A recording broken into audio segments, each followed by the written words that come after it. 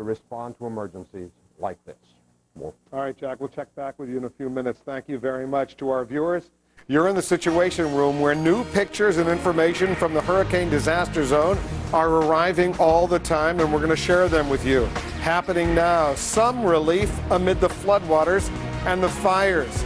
It's 3 p.m. in New Orleans, Central Time. 8 convoys and troops are on the ground at last in a place being described as a lawless, deadly war zone.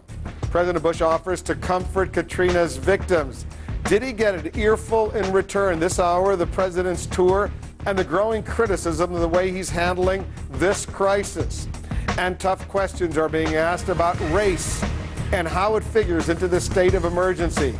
We'll talk to a top African-American member of the United States Congress who fears people may be dying because of the color of their skin. I'm Wolf Blitzer. You're in the Situation Room.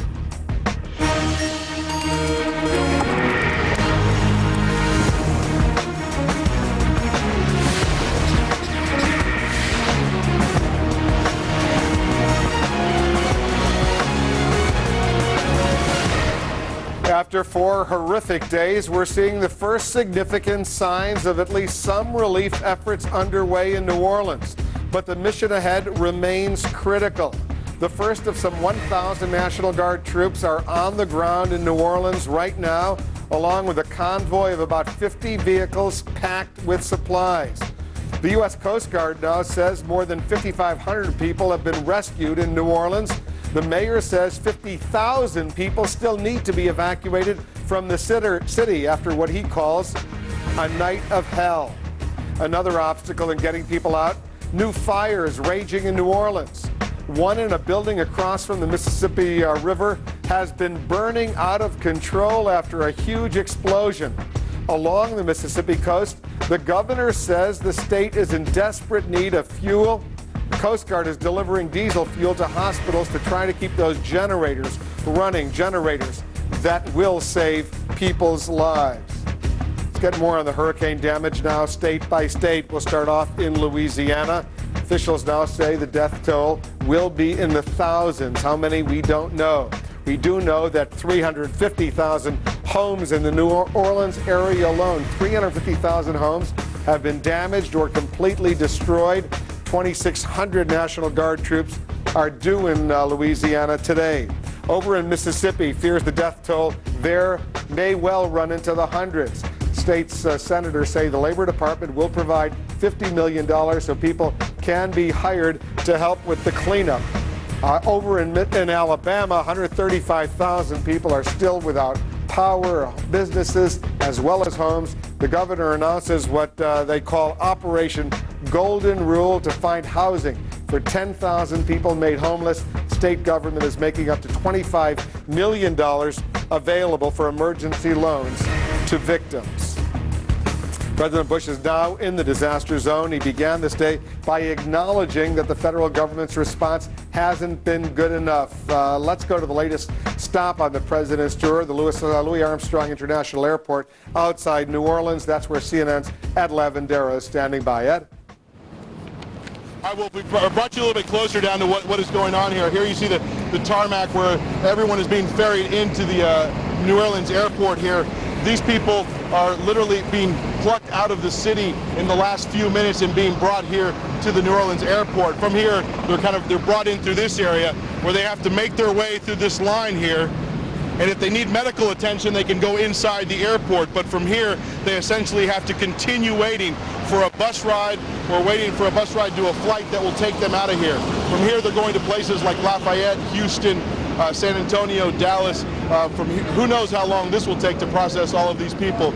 But this is what's going on now. People who have spent the last 4 or 5 days in the city waiting for rescue. We talked to one gentleman just a short while ago who was literally plucked off of his rooftop about a half an hour ago, has been brought here, and now he's been told to wait for the next bus out of the city. Wolf? All right, we'll check back with you, Ed. Thank you very much. CNN's Nick Robertson is normally overseas covering major wars and other disasters. He's now in New Orleans. I believe you're in the French Quarter, Nick. You're joining us via video phone from New Orleans. Share with our viewers what you're seeing and what you're hearing right now.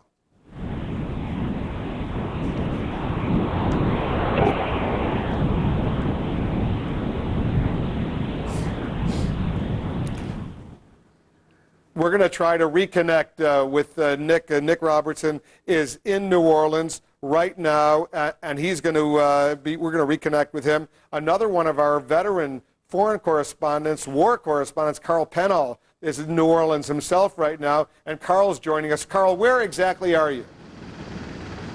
Wolf, I'm at the International Airport in New Orleans, and those helicopters... Carl, let me interrupt for a second. If you can raise your microphone, we'll hear you a little bit better.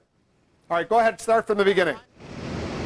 I'm at the International Airport in New Orleans right now, Wolf, and those helicopters that Ed Lavandera was pointing out to you a few moments ago, I've just come off one of those. We flew on a military Black Hawk helicopter into the flood-ravaged eastern side of New Orleans on the lakefront. The mission there was to pluck out some refugees, some survivors from the lakefront there. They'd conglomerated at New Orleans University campus. Now, over the last 5 days, some 3,000 citizens alone had conglomerated in that area, and the mission of these helicopters was to pluck them out and bring them back to safety. As we flew over the city, the skies over New Orleans are now abuzz with helicopters, military helicopters, Coast Guard helicopters, Navy helicopters. We saw those helicopters winching down Coast Guards to pull survivors off rooftops still. We saw other military helicopters land on overpasses and people literally pouring into those helicopters.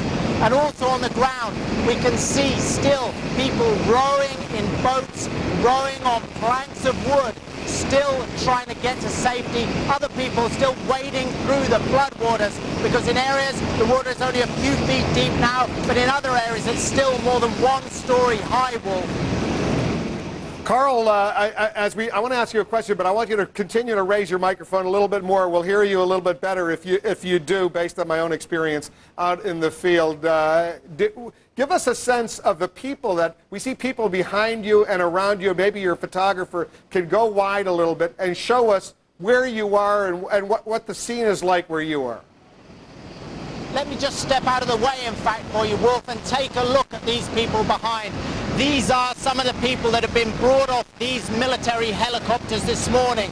The first priority over the last few days has been to bring the people, the ill, the elderly, and infirm. But as the mission steps up, as it ratchets up today, the mission has also been to bring out healthy people that have been stranded in their homes.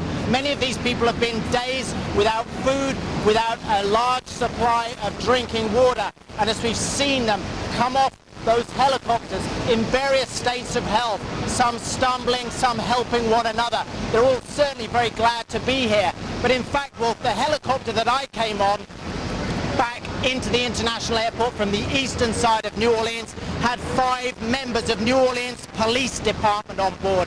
They, so to speak, were the last men standing at the University of New Orleans campus. Over the last 5 days, they estimate that they'd helped 3,000 people to safety, ferrying them on board these helicopters, securing a landing zone there, because they say at night there was a problem with marauders, with looters. During the day, they say, there was a lot of panic, a lot of desperation. These police officers that we accompany say that at times they had to drag men off the helicopters to allow the women and children to come first. But they say their mission was accomplished in that section of the city. They had 3,000 people out in the last 5 days, Wolf.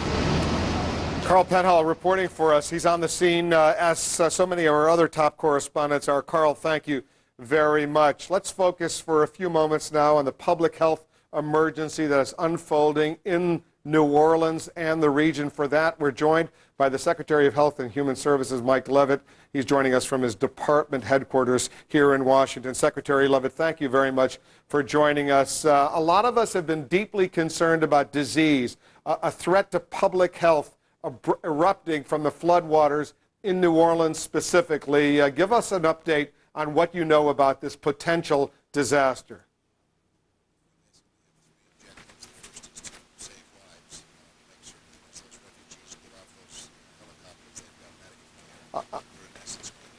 Hold on, Mr. Secretary, hold on a second. We're going to have to reconnect your audio because I'm not hearing you, and I assume our viewers are not hearing you as well. Let me just take a second to reconnect your audio. If you could be patient with us for a minute, we'll get back to you. Critical issues affecting people ravaged by this hurricane, the potential for disease, medical problems, emotional problems.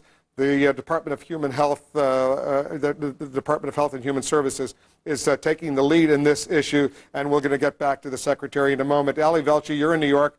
You're watching oil prices. Because of the holiday weekend, but it was down $2.50 to $66.90. This is on the news about the Strategic Petroleum Reserves and other reserves putting oil into the system. The markets closed down. The Dow was down 12 points to 10,447.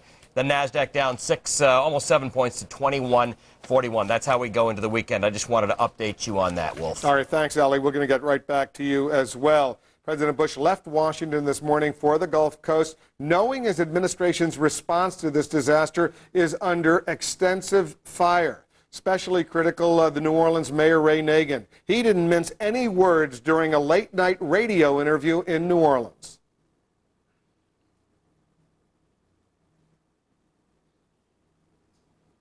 We're going to get that interview. We're going to get that soundbite from the mayor now. Goddamn press conferences.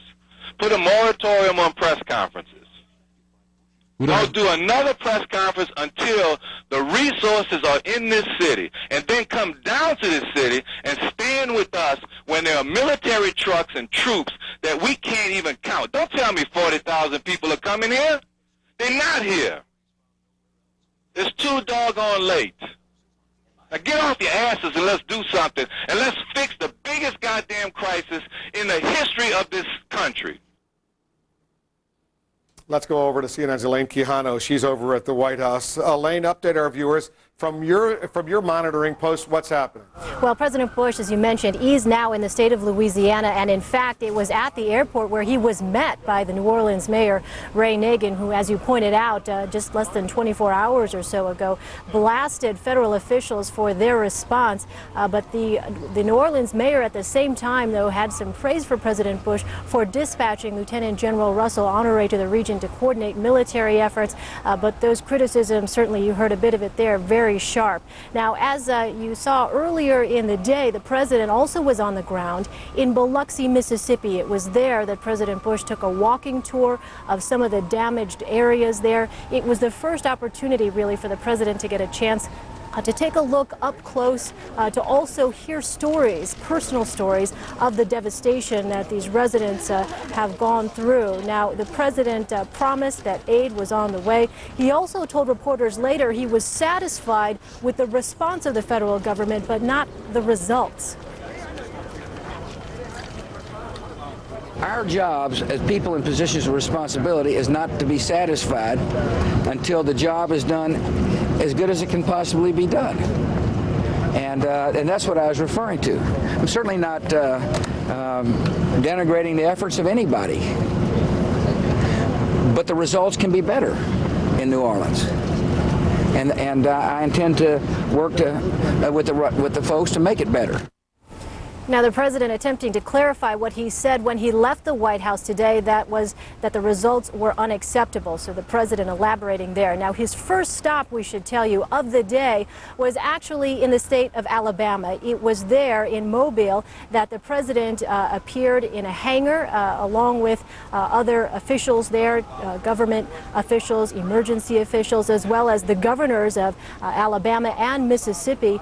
President Bush appearing there also in front of a Coast Guard chopper. The White House clearly trying to send the message not just through the president's words, but also through images, trying to send out the message of reassurance and let people know that the government is getting a handle on the situation. So the president continuing with his tour. The situation, though, very fluid as to what his next step might be in Louisiana. At last word, he was having meetings on board Air Force One with local officials in Louisiana. He is running very much behind schedule, but still scheduled to do an aerial tour and possibly a walking tour later today. Wolf. All right, Elaine, thank you very much. And we see some of those aides that the president brought with him, including White House officials as well as some of the governors and other authorities who are on the scene with him at the airport. And we're going to go there once the president speaks. I think we've reconnected with the Secretary of Health and Human Services, Mike Leavitt. Mr. Secretary, can you hear me okay now?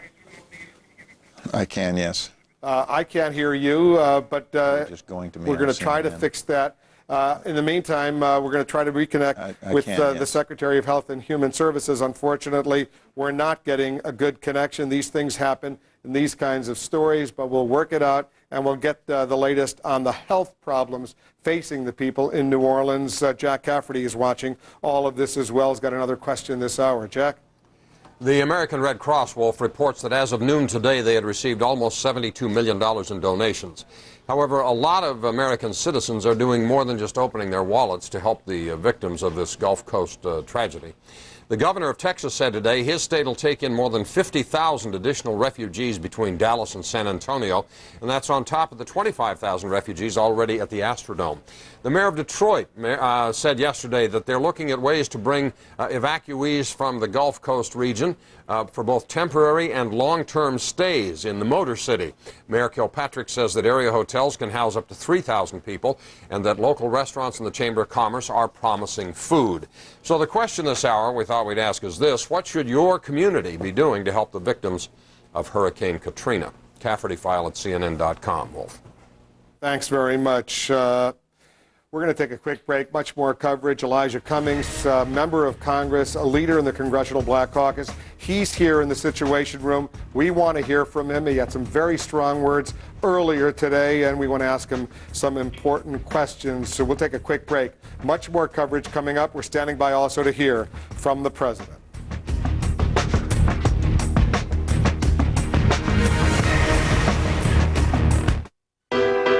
The GMC Yukon has the best V8 fuel economy in its class because GMC engineering is all about going the extra mile.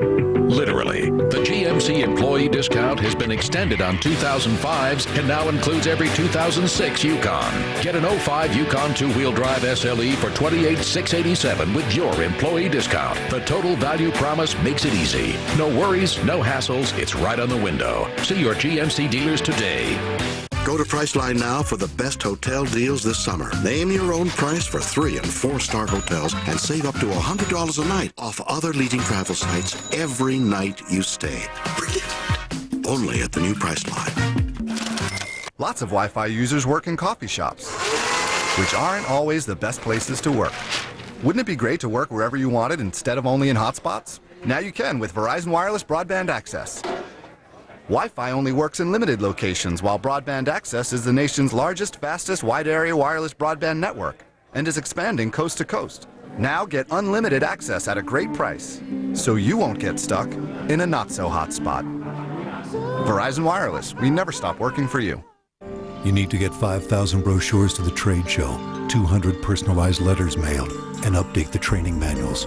From printing and mailing to document services, turn to PIP to turn down the stress. PIP, easing the pain of business.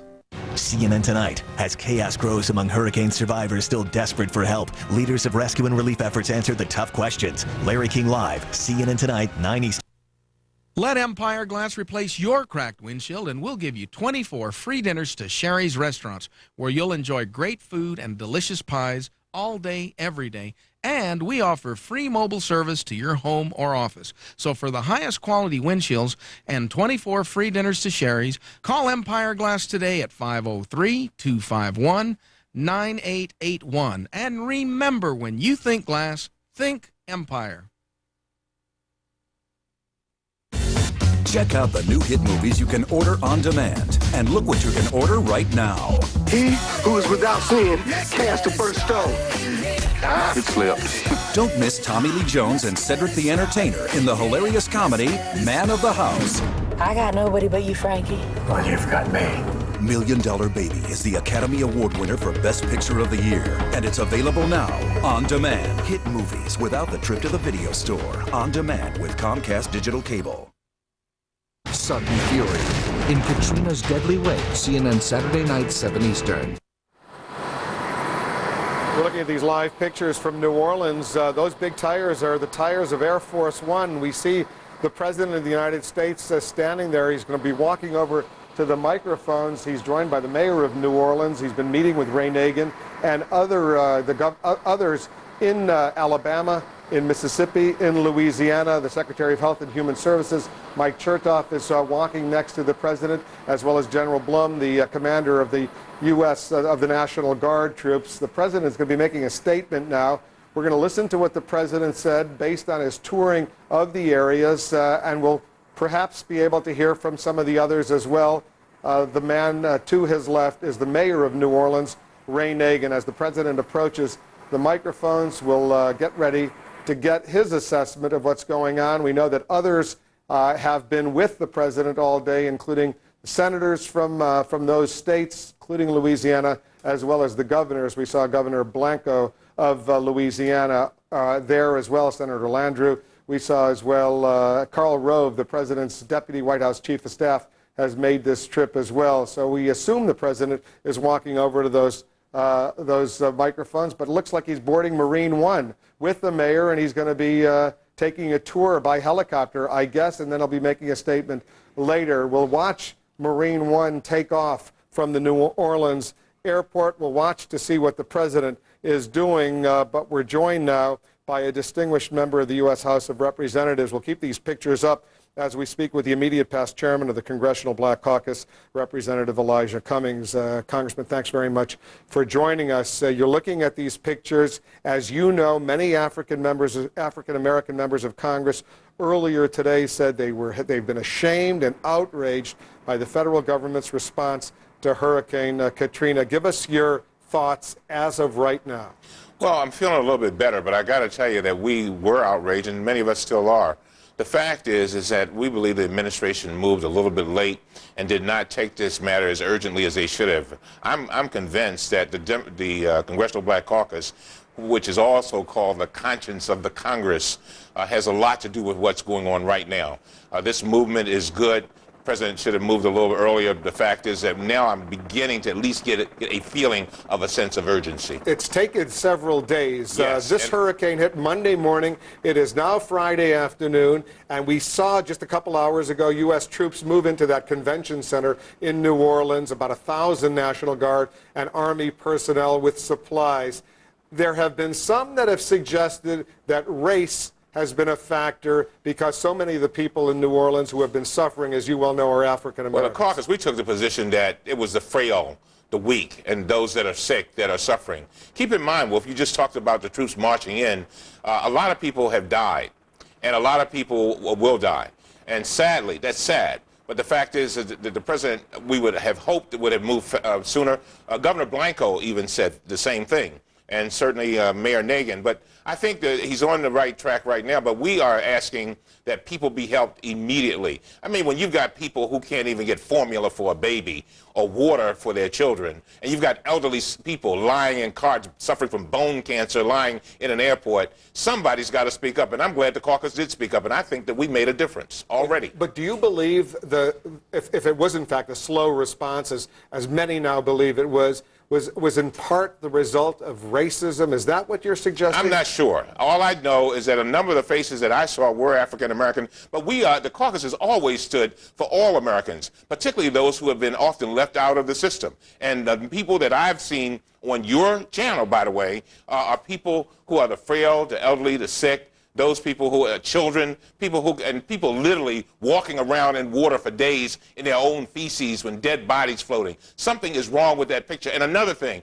I'm tired of the news media calling folk refugees. These are Americans. They pay taxes just like you and me, just like the president does. So we need to stop calling them refugees, because I think that when we begin to call them refugees, we begin to treat them like refugees as if they are not a part of this country. This is America. They are evacuees. They've had to be evacuated from their homes. But some of the images that we've seen they don't look like America. They look like they could be in Sudan or Somalia or someplace like that. And that's what the caucus was saying today, that we were ashamed that our country, the country that we represent, would be treating people like this and calling them refugees. And so we're begging all Americans to continue to do what they're doing. We applaud all of those people who have been coming out and giving their best to help people. But the fact is that our government must continuously act in an urgent fashion. New Orleans, a very predominantly African-American city, as you well know.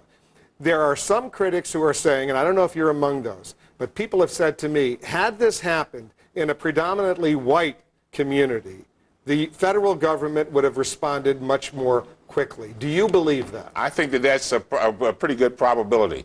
The fact is, and keep in mind another thing, Wolf, we have not even seen emerge from all of this those people who have passed away. There's another wave coming over this thing. Number one, we have to bring relief. Number two, we have to reconstruct people's lives. Then we have to bring reassurance to these folks. But there's going to come a wave when all of these piles of wood and stuff are taken up, and we begin to see those who have perished. That's the question. The question is, how are these people going to handle that, wondering if their loved ones could have been saved if we had acted a little sooner. So we've got to go forward, and we've got to do the best we can with what we got. You understand the outrage of the people who are there, first and foremost. Oh, definitely, definitely. I mean, people are in pain. We in the Congressional Black Caucus have gotten calls from our constituents begging us to stand up for the people that they see on their television screens. And by the way, the people that are calling us are not just black people. They are white people and they're Hispanics and others who are saying, this can't not be America.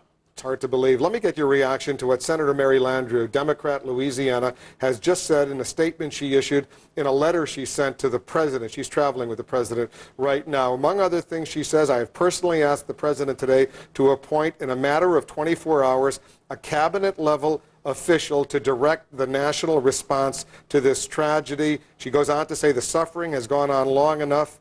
Now is the time for action. Clearly, she's losing confidence in FEMA, the FEMA director, Michael Brown. Oh, I've lost confidence, too. The fact is that I heard the president's explanation about saying that the results are not acceptable. If the results are not acceptable, what that means is that people have suffered greatly and some, sadly, have died. And so the fact is that if Mr. Brown can't handle it, somebody else needs to be in there. We've got great people throughout our country who can do a wonderful job. Again, we go across the seas thousands of miles and lift people up all the time and do for them. We can't get into a civic center, some diapers and some water and food. Come on, give me a break. Elijah Cummings, the immediate past chairman of the Congressional Black Caucus. Thanks, Congressman, for joining us. Thank you. We're going to take a quick break, but we'll have much more coverage up. We're watching the president right now. He's aboard Marine One. He's flying over New Orleans. We'll see if Marine One touches down. If it does, we'll be there. Much more of our coverage from New Orleans, from Mississippi, from Alabama, the aftermath of Hurricane Katrina. We're here in the situation.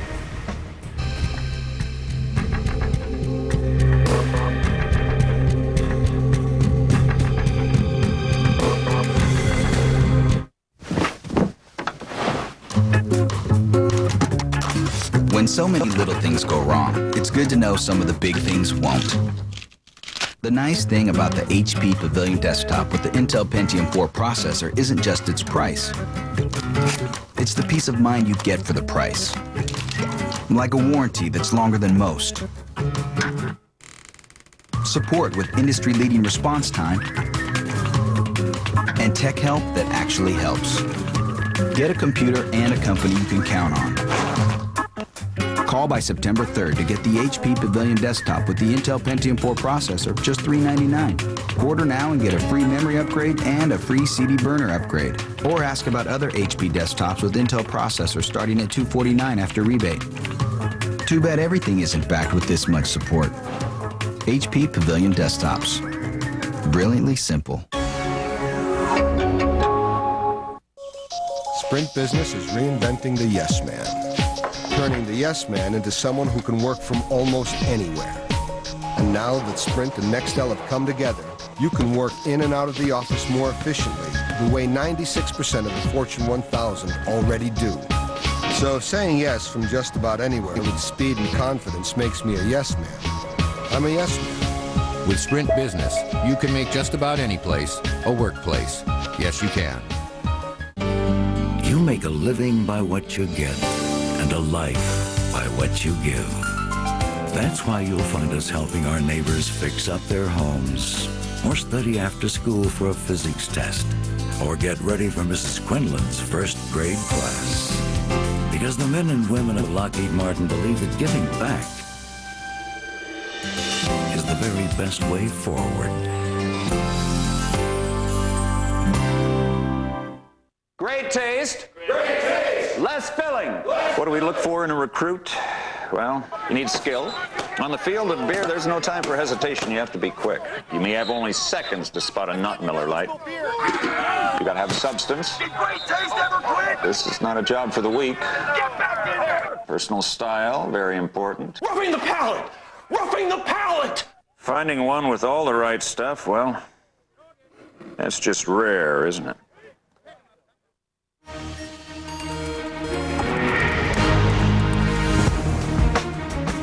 As we saw just moments ago, the President of the United States boarding Marine One, the helicopter, to take him on a tour of New Orleans itself. He was joined by the mayor of New Orleans, Ray Nagin, as well as Michael Chertoff, the Secretary of Homeland Security. The President had a meeting aboard Air Force One. He got off the plane and he walked on the tarmac together with the mayor of New Orleans, the Secretary of Homeland Security, and the commander of the U.S. Of the military's National Guard.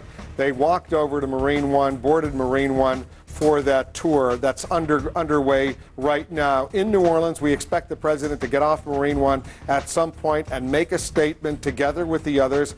We will have live coverage of that once it happens. There they are. They're walking just a few moments ago. Let's check in on Capitol Hill. Our congressional correspondent Joe Johns is watching developments there as they affect Hurricane Katrina and its aftermath. What's the latest, Joe? Wolf, the House of Representatives, of course, coming back in that emergency session around 1 o'clock Eastern time today, an emergency session to pass a $10.5 billion bill, $10 billion of that for FEMA, another $500 million of that for the Department of Defense. A number of members of Congress not in session. Of course, they had been in recess except for this emergency session. Among those not on the floor today, the Speaker of the House himself, Dennis Hastert. We're told earlier today he had to attend a fundraiser in Indiana for one of his House colleagues. We're also told while in Indiana, he stopped off at an auto show, apparently to auction off a car of his. His office says the money from that auction will be given to the victims of the Katrina disaster. He arrives back in the city just a little while ago, apparently meeting with his people here on Capitol Hill. A lot of people expressing a great deal of concern about the federal response to the crisis. Wolf? He made some very controversial comments in one of his hometown newspapers in Illinois. What's the fallout? Well, that's quite unclear. In fact, what he said was he wasn't so sure it would be a good idea to rebuild New Orleans. Later, he clarified that, saying he was questioning how the rebuilding of New Orleans should go on. A number of members of Congress raising questions about that, particularly some Democrats. And some other Democrats, of course, have held their fire, notably Senator Landrieu of Louisiana. She said this is the kind of thing we can discuss. This is just not the time to discuss it, Wolf. What about calls for investigations in the U.S. Congress underway right now? We understand Democrats and maybe even some Republicans already want to know what happened. Why was the federal government so slow in responding? In fact, the top Republican in the Senate himself, Bill Frist, the Senate Majority Leader, has said he would like to see some hearings into the response to Katrina. Of course, as I said at the top, a number of Republicans expressing concern. You've already talked about some of the Democrats, including members of the Congressional Black Caucus, who say so far the response has been inadequate. So we are expecting a lot of talk here on Capitol Hill in coming days as the Congress gets back into session starting on Tuesday. Wolf? All right, thanks very much, Joe Johns. We'll check back with you. Let's check in with our internet reporter, Jackie Schechner. She's watching what's going on right now. Jackie? I don't think there's a camera on me right now, Wolf. All right, well, so I'll talk to you until we get a camera on me. We'll get one there. All right, there we go. It helps to have the visual. What we were going to talk about is the fact that the bloggers and people who write online who are now getting back into place and back online are starting to tell some firsthand accounts, and it's not just in New Orleans. We wanted to give you the story of Ken Foster. He's an author who actually left New Orleans, went to Hattiesburg, Mississippi. He says, first of all, right now my mind is scrambled as he tells the story, a lot of emotions going on. But Ken took off, and he says once he got to Hattiesburg, he realized they were going to get the eye of the storm. But at that point, it was too late for him to move on. So they wrote it out in a house. He was with a student of his. They ended up on the living room floor. A tree actually fell through the house, and they crouched on the living room floor and wrote out the storm. He says afterwards, when it finally calmed down and he could get out of the house, he walked around the neighborhood, and every couple of yards there was another tree or power line to climb over.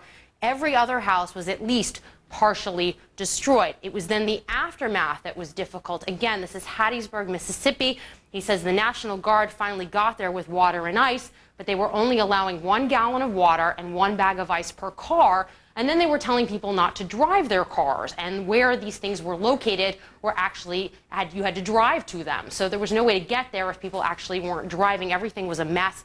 And he says now that where are the police, the National Guard, the military? He says even FEMA didn't show up until today, and their location was a mystery because, again, power is down. There is no communication. Now, he is safe in Atlanta, but he said it was an 11-hour drive to get there. It should have taken him 4 hours. And Wolf, we have corresponded with Ken via email, and essentially what he says is he has his car, his dogs, and his laptop, and that is it. He is stranded now. We'll send it back to you. Thanks very much, Jackie Schechner, as well. There looks like some sort of a statement coming out of FEMA in Baton Rouge. Let's listen in to hear what they're saying. Well, I'll make a symbol for you. Yes, ma'am.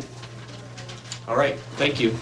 And we'll collect your questions afterwards. Next, we'll hear from Brigadier General Creary. That's Crear, excuse me, sir. C-R-E-A-R, Commander of the Mississippi Valley Division, U.S. Army Corps of Engineers. General? Okay.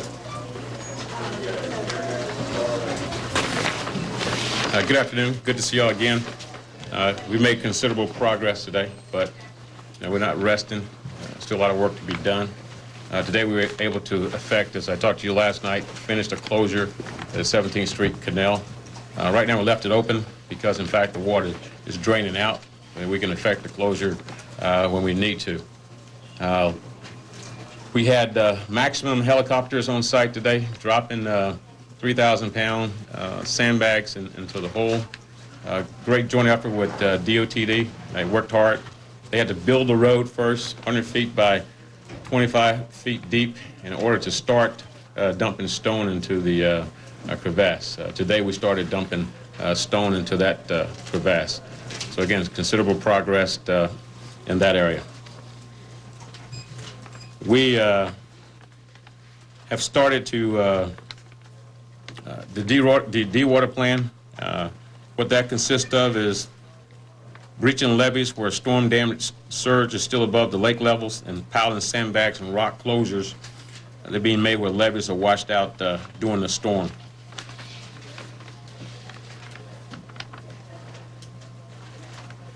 We're stopping the flow today into the residential areas of St. Bernard Parish, and that's being done by Bow Brothers.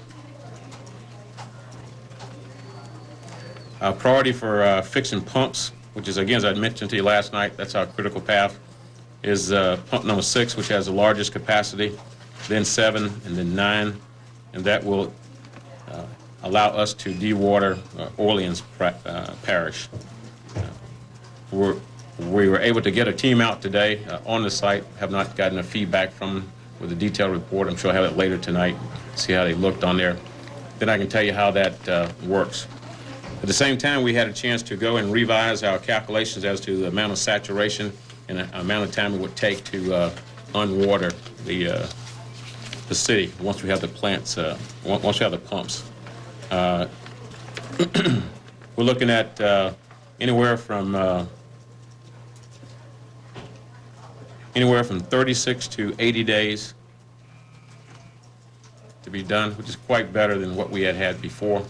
The original calculation was based on total saturation, but since that time, we have had pumps to evacuate most of the area to the west of 17th Street. Thank you very much. When you said you closed the gap, I just wanted to clarify what you said. When you closed the gap. The entrance to the 17th Street Canal, You're talking about the Hammond Street. You closed that part. Or are you talking about the big gap? the Hammond Street. You're talking about Hammond Street. You Yeah. haven't closed the big. We haven't yet. We think we'll be done with that by tomorrow. At the progress we're making today. 30 days to be done with what? 36 to 80 days to be done with the dewatering once we have the pumps operational. And that's across the city overall?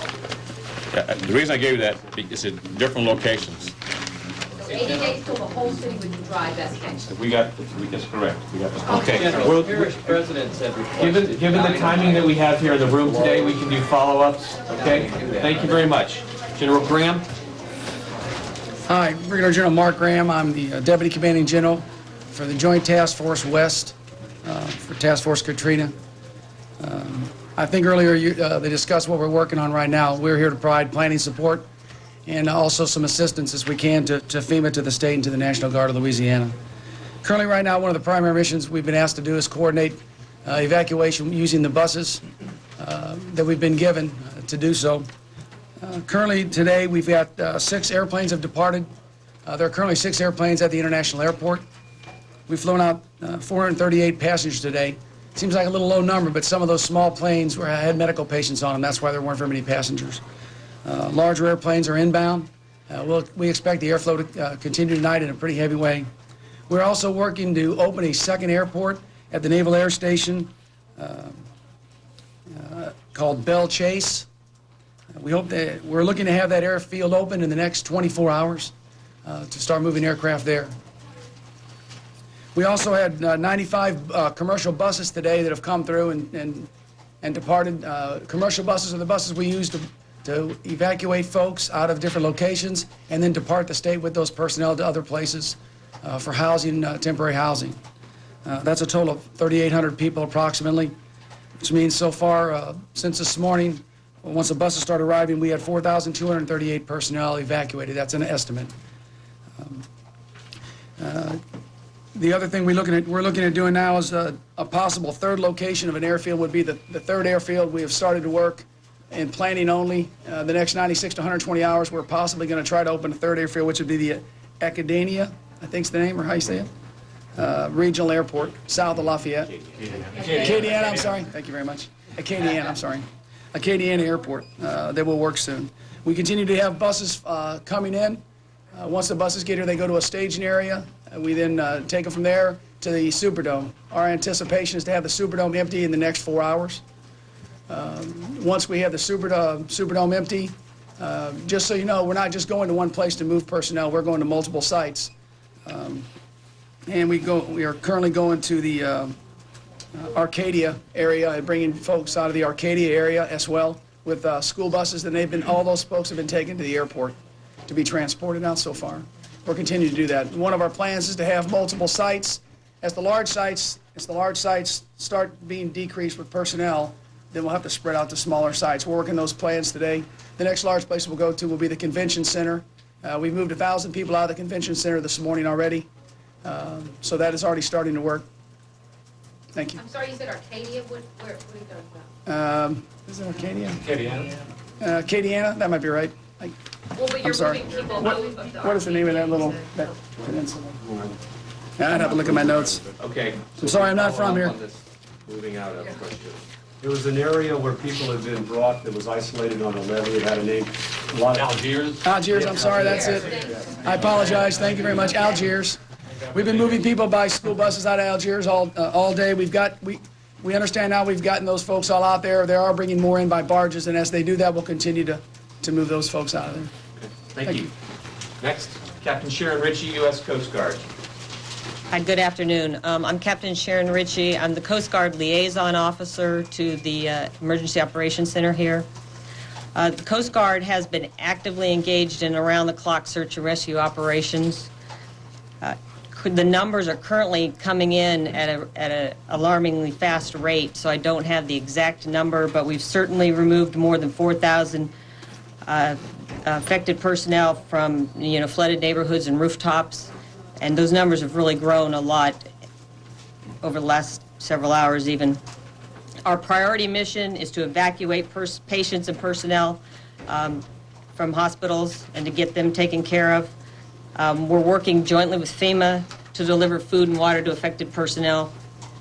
The Coast Guard alone has delivered more than 23,000 pounds of water.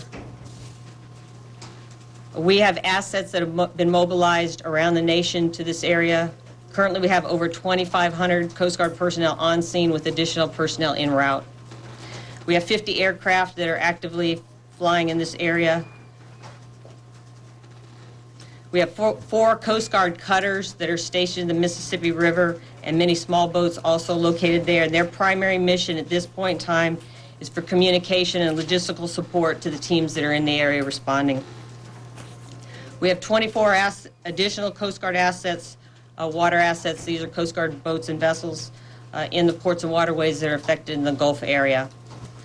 The ports of Destin and Panama City are open to all commercial traffic that are less than 34 feet in draft. The Port of Mobile is open only to barge traffic at this time. And late breaking news is that the Mississippi River is open with restrictions from mile marker 0 to mile marker 235. And I apologize, I don't have the details on those restrictions. I'll get those to you, but we are looking at getting commercial traffic moving as soon as... All right, we're going to reconnect with that briefing that's going on. We're going to watch what's going on there and bring you all the latest, but we're hearing all of the work that FEMA officials, the military, the Coast Guard, what they're trying to do to deal with this catastrophe that has taken hold in Alabama, Mississippi, but especially in Louisiana, especially in New Orleans. Let's give this some perspective, though. A very graphic article has just moved on the Associated Press wire by Alan Breed, one of their reporters who's been in New Orleans since 2 days before the hurricane struck Monday morning. And let me read a couple sentences from his dispatch that has just moved. 5 days after Hurricane Katrina came and went, he writes, necessity has forced police officers to become looters. Gangs hijack the boats of volunteers who have come to rescue them. Naked babies wail for food as men get drunk on stolen liquor. And then he adds this, Alan Breed writing for the Associated Press.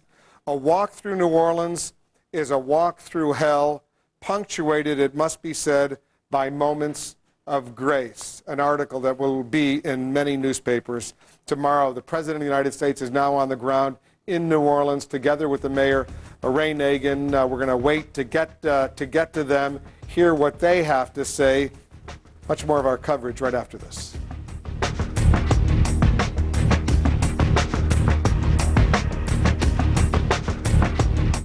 In Katrina's Aftermath, a 3-hour Larry King special, how to locate the missing and donate your time and money, plus your calls, how you can help. CNN tomorrow night. We have loads of puppies just looking for a home. We've got a steak with your name on it. Come on down to Bill's Kayak Shop for the adventure. If you can afford radio advertising, you can afford cable TV. Comcast Spotlight can make it happen. And with Comcast Spotlight, you can target the customers you want to reach. So why settle for Manja when you can have? Put your business on the fast track. Call Comcast Spotlight to find out more about advertising on cable. Shopping for a new home? Did you know that in the time it takes you to drive to just one house, you could visit 100 without leaving your home? Coldwell Banker Barbara Sue Seal Properties introduces a better way to shop. Find your new home on TV or online, anytime. Hundreds and hundreds of dream homes are now just a click away. On Channel 15 or at cbseal.com. Coldwell Banker Barbara Sue Seal Properties. Discover the joy of home shopping from home. Right now, Oregon kids are becoming better readers thanks to the efforts of the Portland New Car Dealers Association. Through their partnership with Operation Outreach, your local new car dealers help get books to kids who don't have books at home. Teachers are getting supplemental training materials, and Oregon kids are getting a chance to succeed and excel. Feels good to know our kids benefit from the generous support of the Metro Portland New Car Dealers, Operation Outreach, and Comcast Cable. Making a difference for Oregon's kids. Comcast is entertainment, AMC keeps you in tune with Hollywood every week with Sunday Morning Shootout. The Biography Channel profiles infamous people who become famous with Notorious. Get the lowdown on the hottest movies, music, and more with MSNBC's Entertainment Hot List. Whatever you're into. It's on Comcast. With Aaron Brown, America's 10 p.m. newscast, CNN Tonight. This looks great. Thanks. What was that? Oh, it's my TV. It sucks. It sucks? The bill, the customer service, my TV sucks big time. Wow, it sucks hard. Your TV doesn't suck? No, I have Dish Network. Low monthly bill, awesome service. I even got a free DVR. Huh. Maybe we should switch to Dish Network. Yeah, you might want to get on that. Join today and get 25 movie channels free, plus 1 month free service. Dish Network. Better TV for all.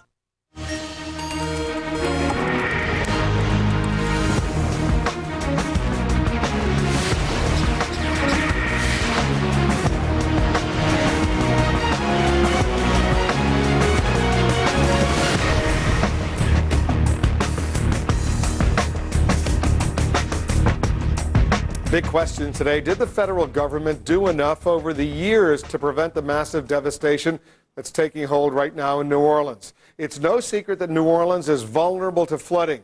Much of the city lies below sea level. Washington's been working with state and local officials for almost 40 years on flood relief efforts. But some now say that federal funds to fix and improve the levee system in New Orleans have been cut back since 9/11. The Congress allocated almost $80 million for such work in 2001. This year, just more than $42 million was granted. The White House spokesman, Scott McClellan, has defended the administration. Flood control has been a priority of this administration from day one. We have dedicated an additional $300 million over the last few years for flood control in New Orleans and the surrounding area. And if you look at the overall funding levels for the Army Corps of Engineers, they have been slightly above $4.5 billion that has been signed by the president. Joining us now to discuss this and more, CNN's Tom Foreman. Did officials in New Orleans have enough money to get the job done? No. I mean, that's the simple answer. No, they did not. Corps of Engineers, people down there have been saying for years, look, the levees are in pretty good shape, but they're not high enough. And here's one of the interesting things. When water goes over a top of a levee, which is exactly what happened here, and we're talking about a town that's surrounded by levees. I want you to look here, as we always do. When water goes over the top, levees fail. That's what happens if it happens too long. Once again, this is the big lake on the north. This is the river running right through the middle of town here, if we can get to it. There's the river running right through town. And all of these areas are surrounded in some way by levees. All through here, all up in here, all down in here. The canals in town have levees alongside them. That's Lake Pontchartrain in the north and the Mississippi River at the bottom. Mississippi River right here. Particularly, look down in this area here. See all this marshland? This is a tremendous amount of water pushing all into this area. This is Lake Bourne over here, which you don't hear as much talk about. But all of this area down here was some of the first areas that flooded. When we talked about New Orleans East, remember the first day, all the pictures of people on top of the houses then? That's what we're talking about. The areas down in here. St. Bernard Parish, huge problems there. Plaquemine Parish, further down. Chalmette, Araby, these areas really got hammered by this. The money that was needed to keep this happening has been cut back. Now, we don't know exactly why. We're trying to figure out exactly why. Some people say it's because that money's been diverted to the war. Some people say to other things. But the bottom line is it takes money to keep levees built up. There are people there who know how to build levees better than anyone in the country. They just haven't had the funds to do it. And there was one study a few years ago in 2001 that said $14 billion was needed to redo the whole system to withstand a Category 5 hurricane, the highest level category. But at the time, $14 billion sounded like a great deal of money. And now, compared to how much everyone's got to spend, that seems like a relatively modest. Yeah, a drop in the bucket, to use a bad phrase. A bad phrase right now. Thanks very much, Tom Foreman, for that. We're standing by to hear from the President of the United States, the Mayor of New Orleans. They're touring New Orleans right now to get a first-hand assessment of what's going on. Our cameras are with them. We'll go there live as soon as they speak. Stay with us.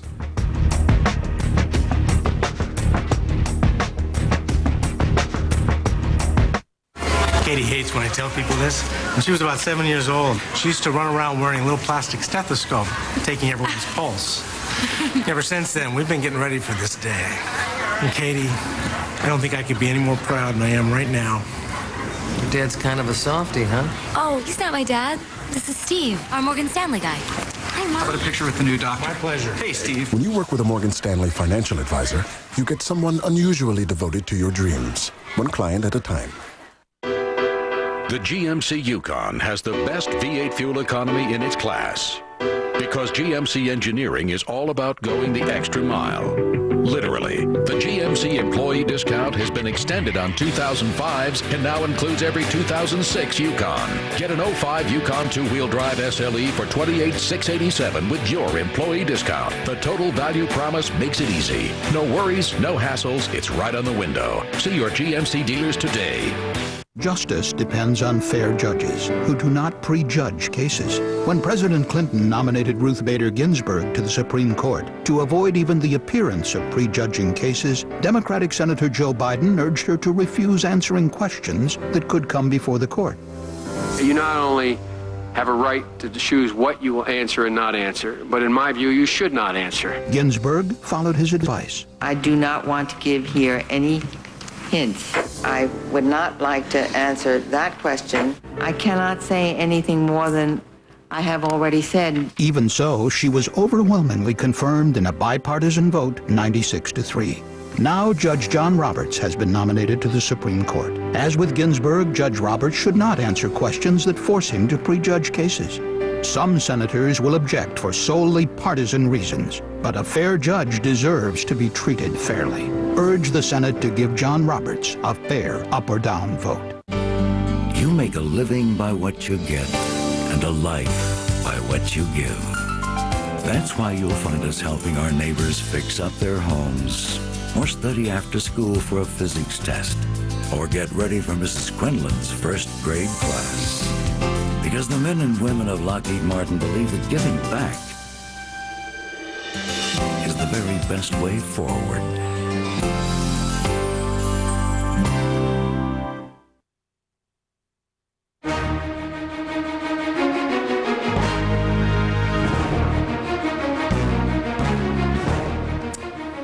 Let's check in with our White House correspondent, Dana Bash. She's here in Washington. Dana, there's been some suggestion, as you well know, that perhaps the federal government should take over the entire operation and bypass state and local authorities. What are you hearing?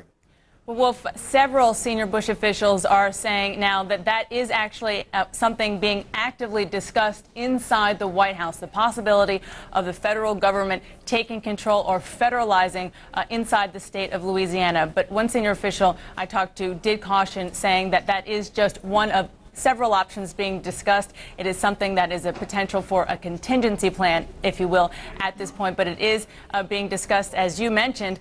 There is frustration both ways. State officials have been frustrated, as we have heard, that the federal authorities and help is not there at the ready soon enough. And federal authorities, we've heard on television, saying that they're not exactly sure from the state officials where to go or what to do. So what they're trying to figure out at this point is how to streamline both the relief effort and the law enforcement effort from the federal government, Wolf. That would be a major decision if in fact that happens. Dana, thank you very much. And just a reminder of viewers, we heard just a little while ago Brigadier General Robert Creer of the U.S. Army Corps of Engineers say their estimate now is it'll take at least 36 days, but perhaps as many as 80 days to remove the water from New Orleans, Louisiana. Jack Cafferty's been reading all of your email. Jack, what do our viewers think? The question this hour is, what should your community be doing to help the victims of Hurricane Katrina? And it's pretty interesting, some of the stuff that's going on. Greg in Shelby, North Carolina writes this: we've decided to adopt a whole city. We're adopting Laurel, Mississippi. It's about the same size as Shelby, 20,000 people. Our churches are adopting churches there with food money donations. Individual families from Shelby will be adopting families in Laurel with offers of opening their homes to them. Our police department will share officers to help their police departments. I hope other American cities will do likewise. Laura writes this: I think Tempe, Arizona, as a university town, should be helping to accommodate the displaced students affected by Hurricane Katrina. Deb in St. Petersburg, Florida, is there a way to start an adopt-a-family program? I'm confident if you could get flights of people to cities, doors would open to take families in. I am one of them. I've called the Red Cross. They suggested I contact the news outlets. I'm sure there are many people wanting to do something, but they don't know how other than donations. Jim in Gaithersburg, Maryland, we should be sending buses for transport, trucks loaded with supplies. I'm seriously considering loading up my SUV with camping equipment, food, water, and fuel, and driving 100 miles to try to help 2 or 3 families. If we work together, we can make all the difference. We don't have to sit in our living rooms and blame the government for taking too long to act, although it's true. And Lisa, in Huntsville, Texas, we have 2 Red Cross shelters set up at local churches and have received several busloads of evacuees. Our community is banding together to donate items needed by setting up massive food drives to help out. We also have many realtors getting together to find property owners that have vacant rental properties to help house those in need. And several families in the area have taken those refugees into their homes. So some good stuff happening out there. There are a lot of good people out there who really want to help. Thanks, Jack, very much. We'll check back with you very soon.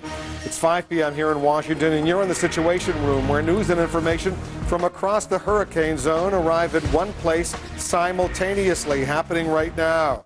4 p.m. Central Time in New Orleans, where the first large-scale help is now finally arriving 4 days after the hurricane.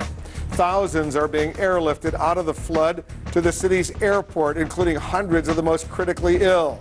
And President Bush is now in New Orleans, seeing the devastation himself, hearing the criticism firsthand. I'm Wolf Blitzer. You're in the Situation Room.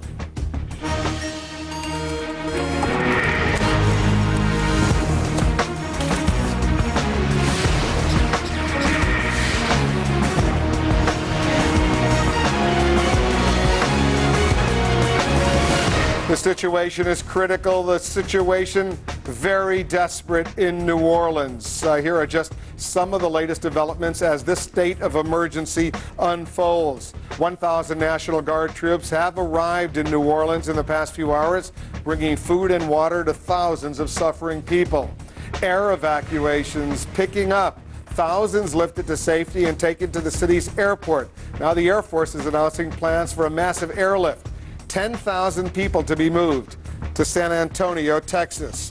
And late this afternoon, the Democratic senator from Louisiana, Mary Landrieu, is calling on the president to appoint a cabinet-level official to lead the response to the catastrophe. Slap in the face, clearly, from her perspective, of FEMA. More on the damage state by state right now. Let's find out what's going on in Louisiana.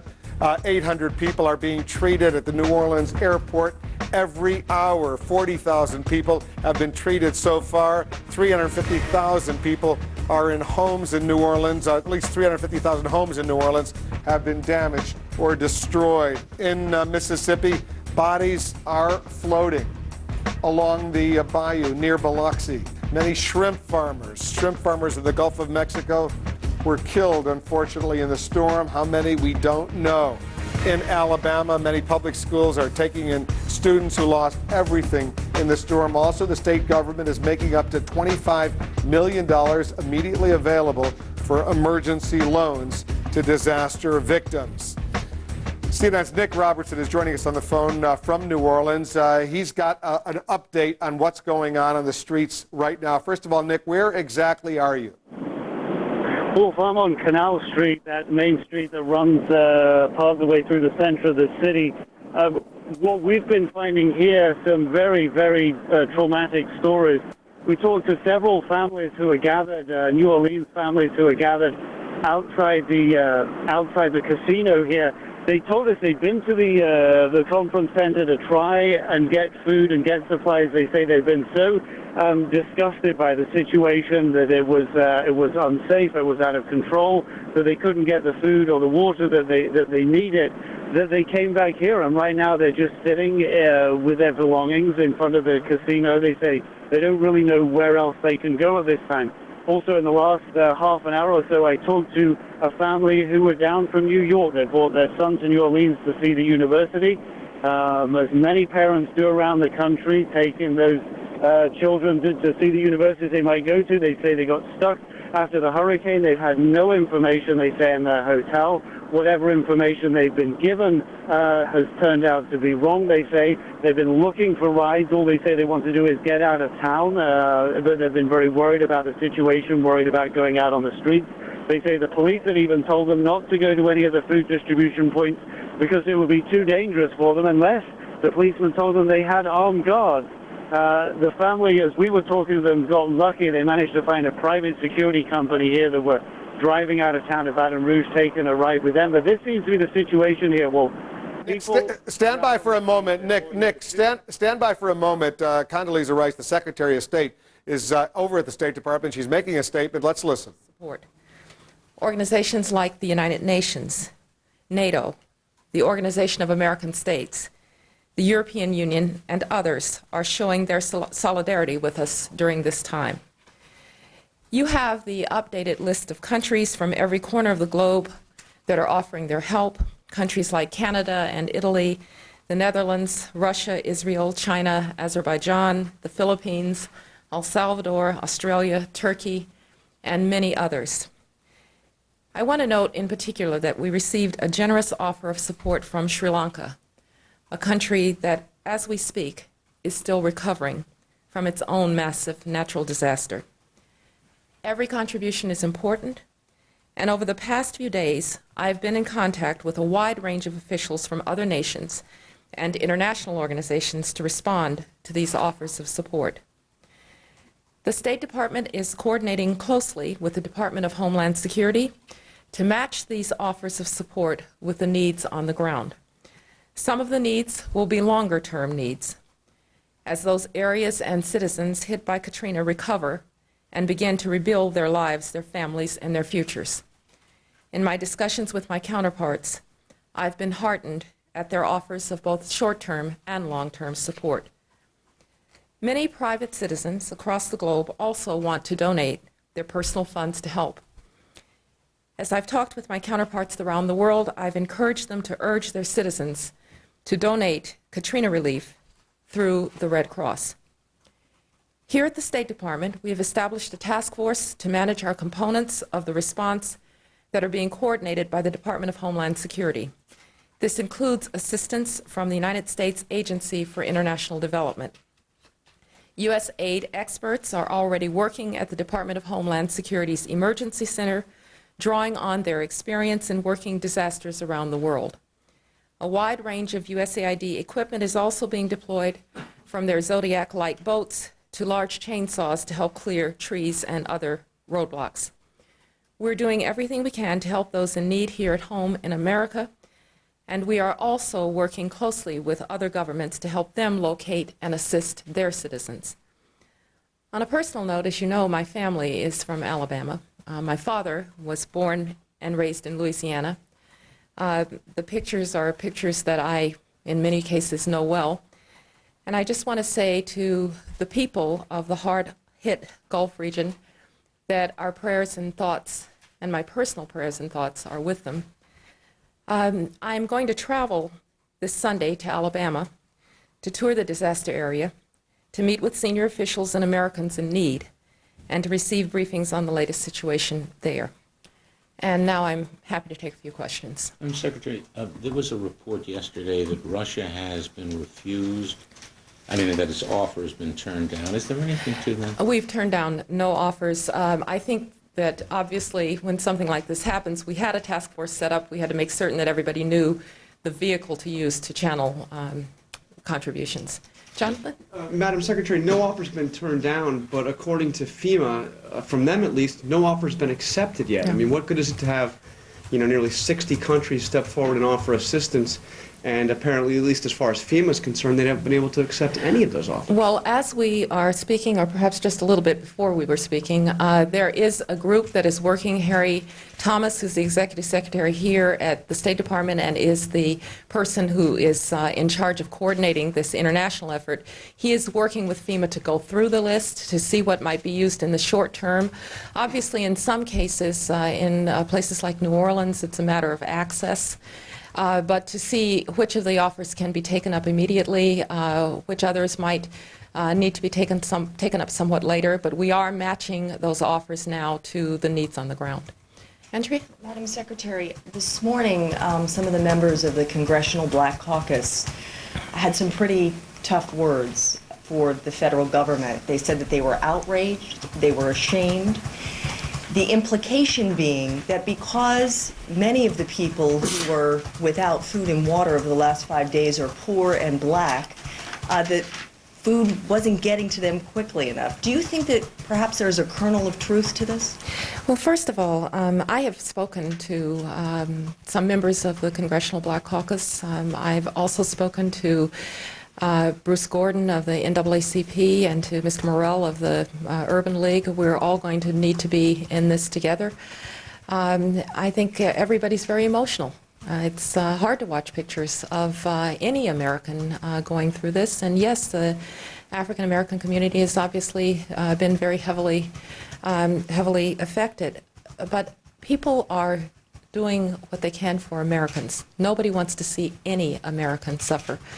I was with the President this morning at 7 a.m. for a meeting that he held with Defense and Homeland Security and others to make sure that the effort is as robust as humanly possible. Nobody wants to see any American suffer, and I think everybody understands that, but it's a deeply emotional time. This part of the country's been very hard hit. This is something we haven't seen in the United States, and as a result, I think there is a lot of emotion, but I can tell you that everybody is doing everything possible, and everybody wants to see these people taken care of. Madam Secretary, you have a passport office in New Orleans. Have officials gotten to it yet? Yes. And have you been in touch with all the people who work there? Yes, we do have a passport office. About 165 employees work there. It is one of our busiest and most efficient passport offices there in New Orleans. I spoke with both the director and deputy director of the offices. They are both safe with families in other parts of the South. We are reaching out through all means that we have for our employers. We've heard back from a number of people. We have not heard back from everybody. We suspect that some of that is just that the communications is very difficult in New Orleans at this point. We are also obviously working to secure the office and to get to it as quickly as possible. But yes, I've been in touch with both the director and the deputy director, and Maura Hardy from Consular Affairs has been very actively engaged in working on this problem. But have they gotten to the office? Do you know the extent of the damage? We know the area in which it's located, and so we have heard from the manager, as I understand it. It is intact, as we understand it, but obviously with movement restricted in the New Orleans area, we've not wanted to press the system, so to speak, but we are working very actively with U.S. law enforcement officials to try to get to the office as quickly as possible. Yes. On Andrea's question, did you speak to the Congressional Black Caucus and the Urban League before the press conference today? I actually talked with Mr. Gordon. Mr. Gordon reached out to me yesterday. I talked to him very early this morning. I talked to him. I actually talked to Mr. Morrell, I think just about the time of the press conference, but these were calls that I had planned to make. When I talked to the President yesterday around lunchtime, I told him that I wanted to do what I could, obviously in my capacity as Secretary of State, but also to do what I could outside of my capacity as Secretary of State and help in any way that I can. That's why I'm going to go to Alabama. And you've spoken very eloquently around the world about growing up as an African American in the South. Are you concerned now that at least the impression is going to exist in this country and abroad that some of the relief has been affected by the race and class of the people most affected? I really do believe that people know that Americans don't want Americans to suffer.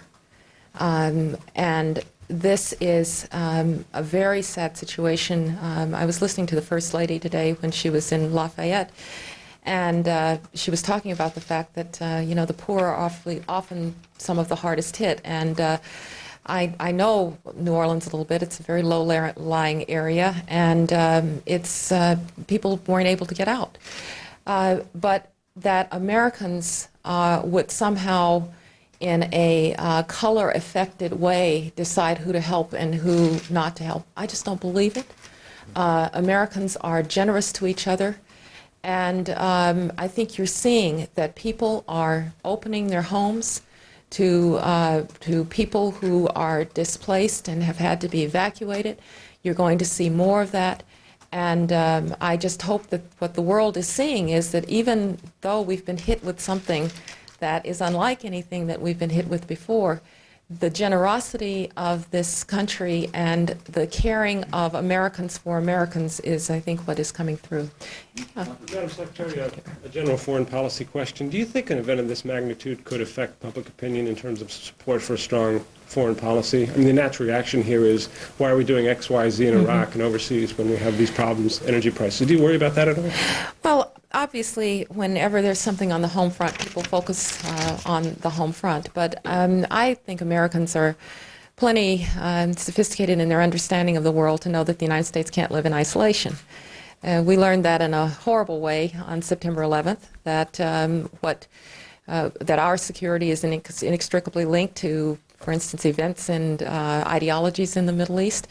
Americans, I think, have always known that when freedom is on the march, we're safer, and when freedom's in retreat, we're weaker and more vulnerable. And so I'm not concerned that that will be the case. I also would hope that Americans would look at the response of the international community, which has been warm. I have had numerous phone calls over the last couple of days as this has unfolded from foreign ministers around the world, just saying if there's anything we can do. I thought that Kofi Annan was particularly eloquent in talking about the fact that America has always been there for affected places, and that now the world needs to be there for America. And I hope that, too, will remind Americans that we're all part of the same community. Maybe a couple more, and then, yes. Does it really make sense to accept money from these poorer nations?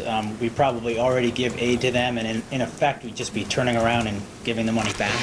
I think there is something that is very valuable in people being able to give to each other, and to be able to do so without a sense of means, so to speak. I was myself deeply touched by what Sri Lanka has wanted to do. I think people are just reaching out to the United States, and we're very grateful that people are reaching out to the United States.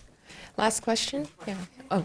Okay, yes, and then Jonathan, you got the question. Right, can you confirm that you All right, we're going to leave Condoleezza Rice, the Secretary of State, talking about how other countries around the world are helping the United States or want to help the United States. Dennis Hastert, the Speaker of the House, is speaking right now as well. Let's briefly listen to hear what he has to say. Lost their members of their family or lost their homes, and the terrible situations that are in the 3 Gulf Coast states. However, we've started the process today by passing a supplemental appropriation just to do the things that have to be done right now, to make sure that FEMA has its wherewithal, that we can do housing for those people who are displaced, that we can get transportation, to keep the helicopters running, to get food and water in those depressed areas.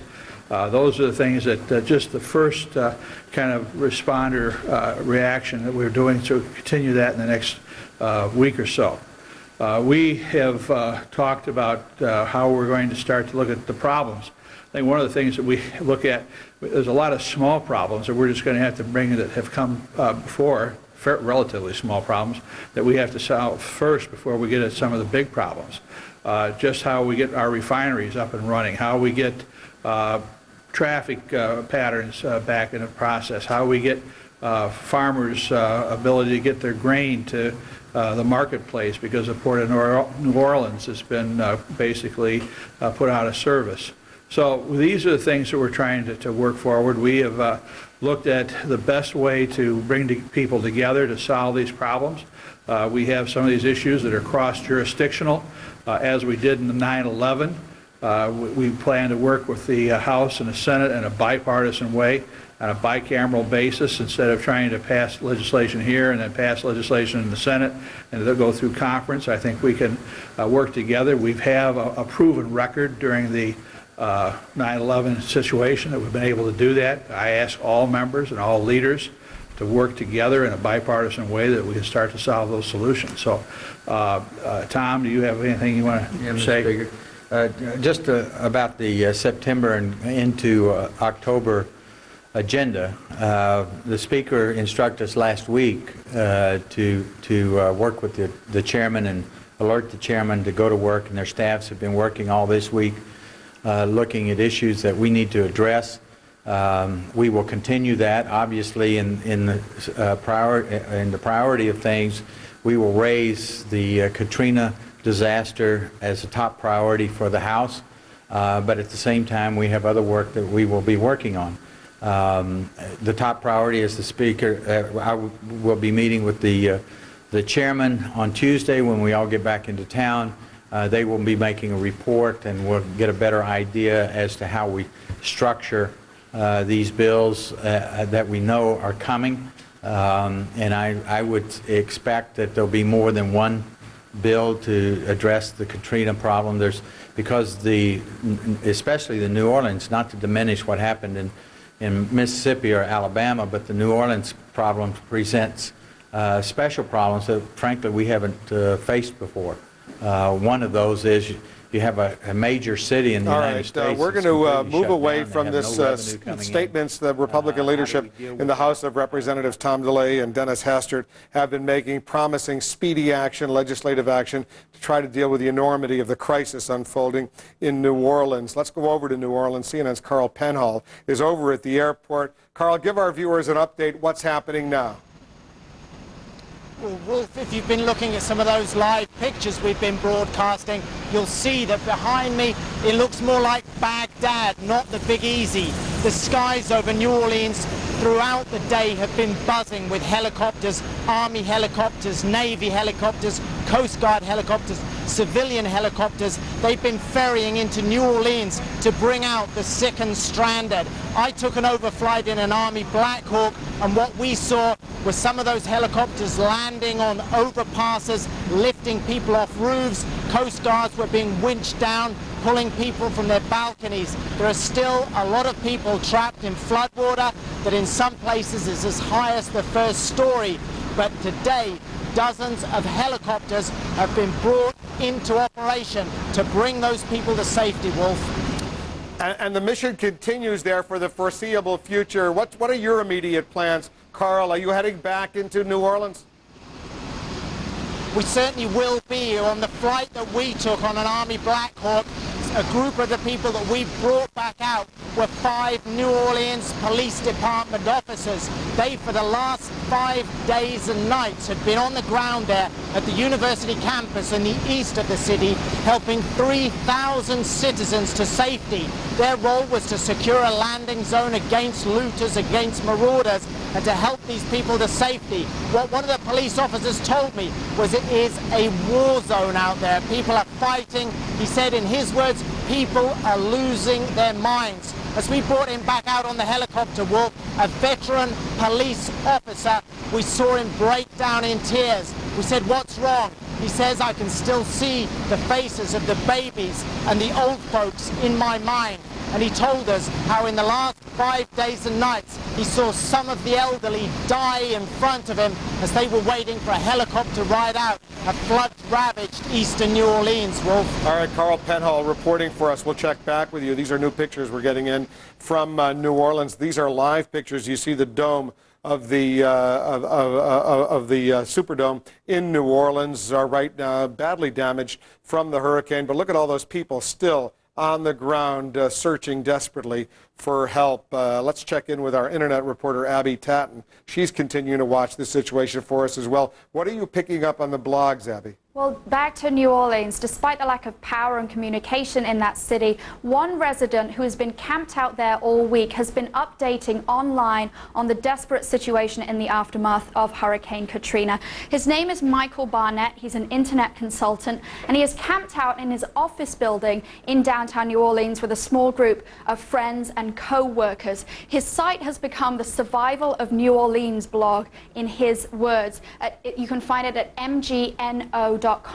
Hundreds of pictures, first-hand accounts here of what is going on the ground, and he's been doing it all week. Today, smoke outside the window. He went up onto the top floor of a 27-story corporate high-rise that Michael is located in, taking photos of a fire. He went then down onto the street to see the situation for himself. Fire raging out of control there. We were just messaging him online, finding out the situation. What he said is, oh yeah, it's a lost cause for that building right there.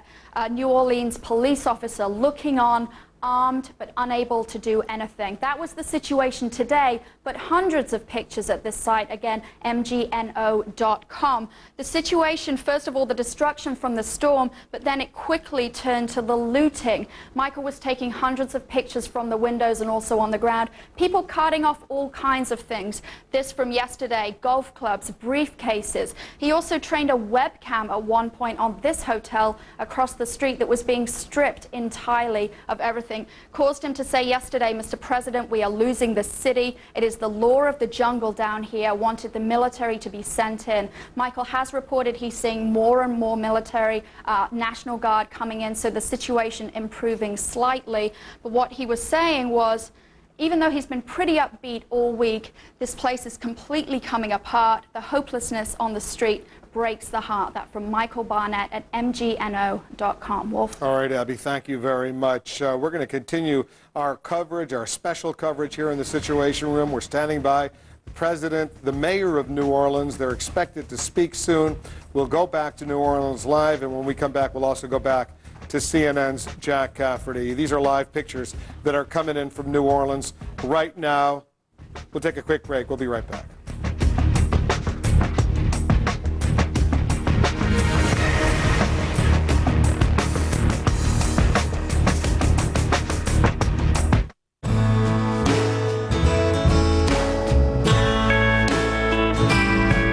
Extra hours you dedicate to your students, we think you deserve some extra credit.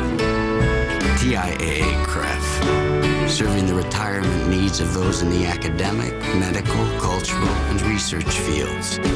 Visit us online to find out how we can serve you. TIAA CREF, financial services for the greater good. So we need 90 notebooks, Wi-Fi enabled ASAP? Right. You just want me to make them appear now? All right.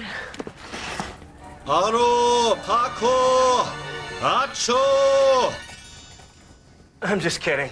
I'll call CDW. You'll have your notebooks in no time. Nobody responds like CDW. With access to the most technology in stock, you get what you need when you need it.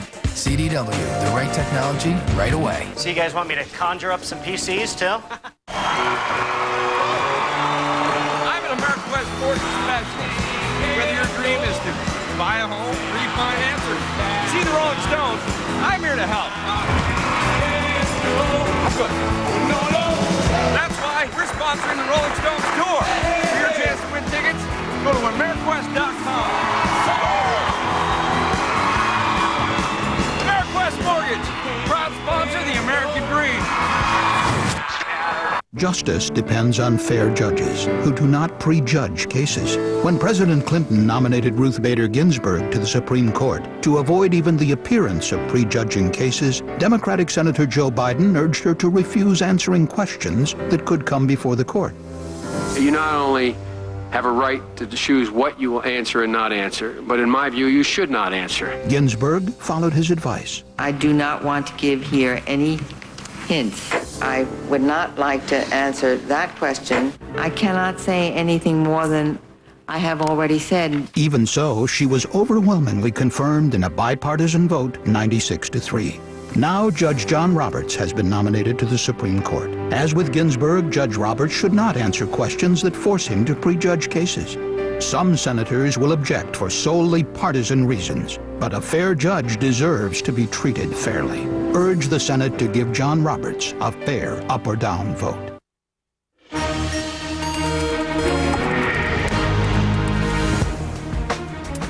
You're looking at live pictures. A fire has erupted in New Orleans. Firefighters are on the scene. They're in boats. If they go wide, you'll see the boats. They're trying to deal with this fire.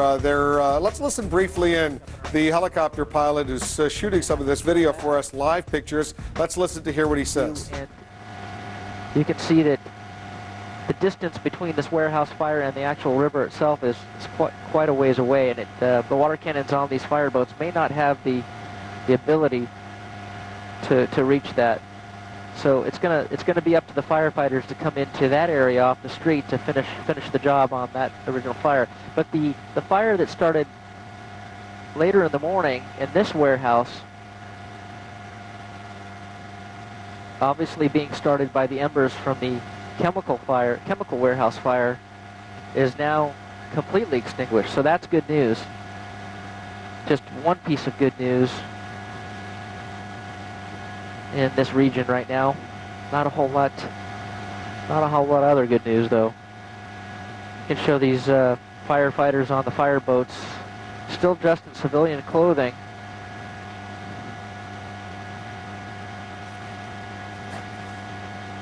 Putting out the fire, using their pumps on board the boats to pull the water out of the river and flow it onto the fires, onto the banks here of the...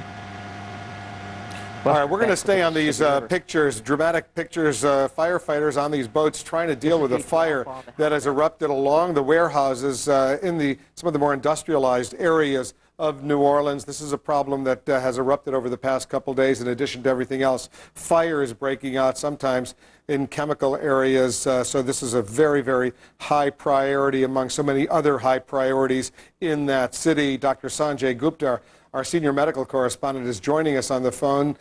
He was at one of the hospitals earlier today in New Orleans. Sanjay, update our viewers what you saw and heard, where you were. We were at Charity Hospital, Wolf, one of the biggest hospitals in downtown New Orleans. I guess the most important thing to tell viewers and remind viewers is that there are still lots of patients there. There had been some sporadic rumors, which are not true because I was just there, that all the patients had been evacuated. Still over 200 patients this morning, several of them very ill as well, Wolf. So that's probably the most important thing. The hospital really remains immobilized. There is no electricity, there is no water, there is no plumbing.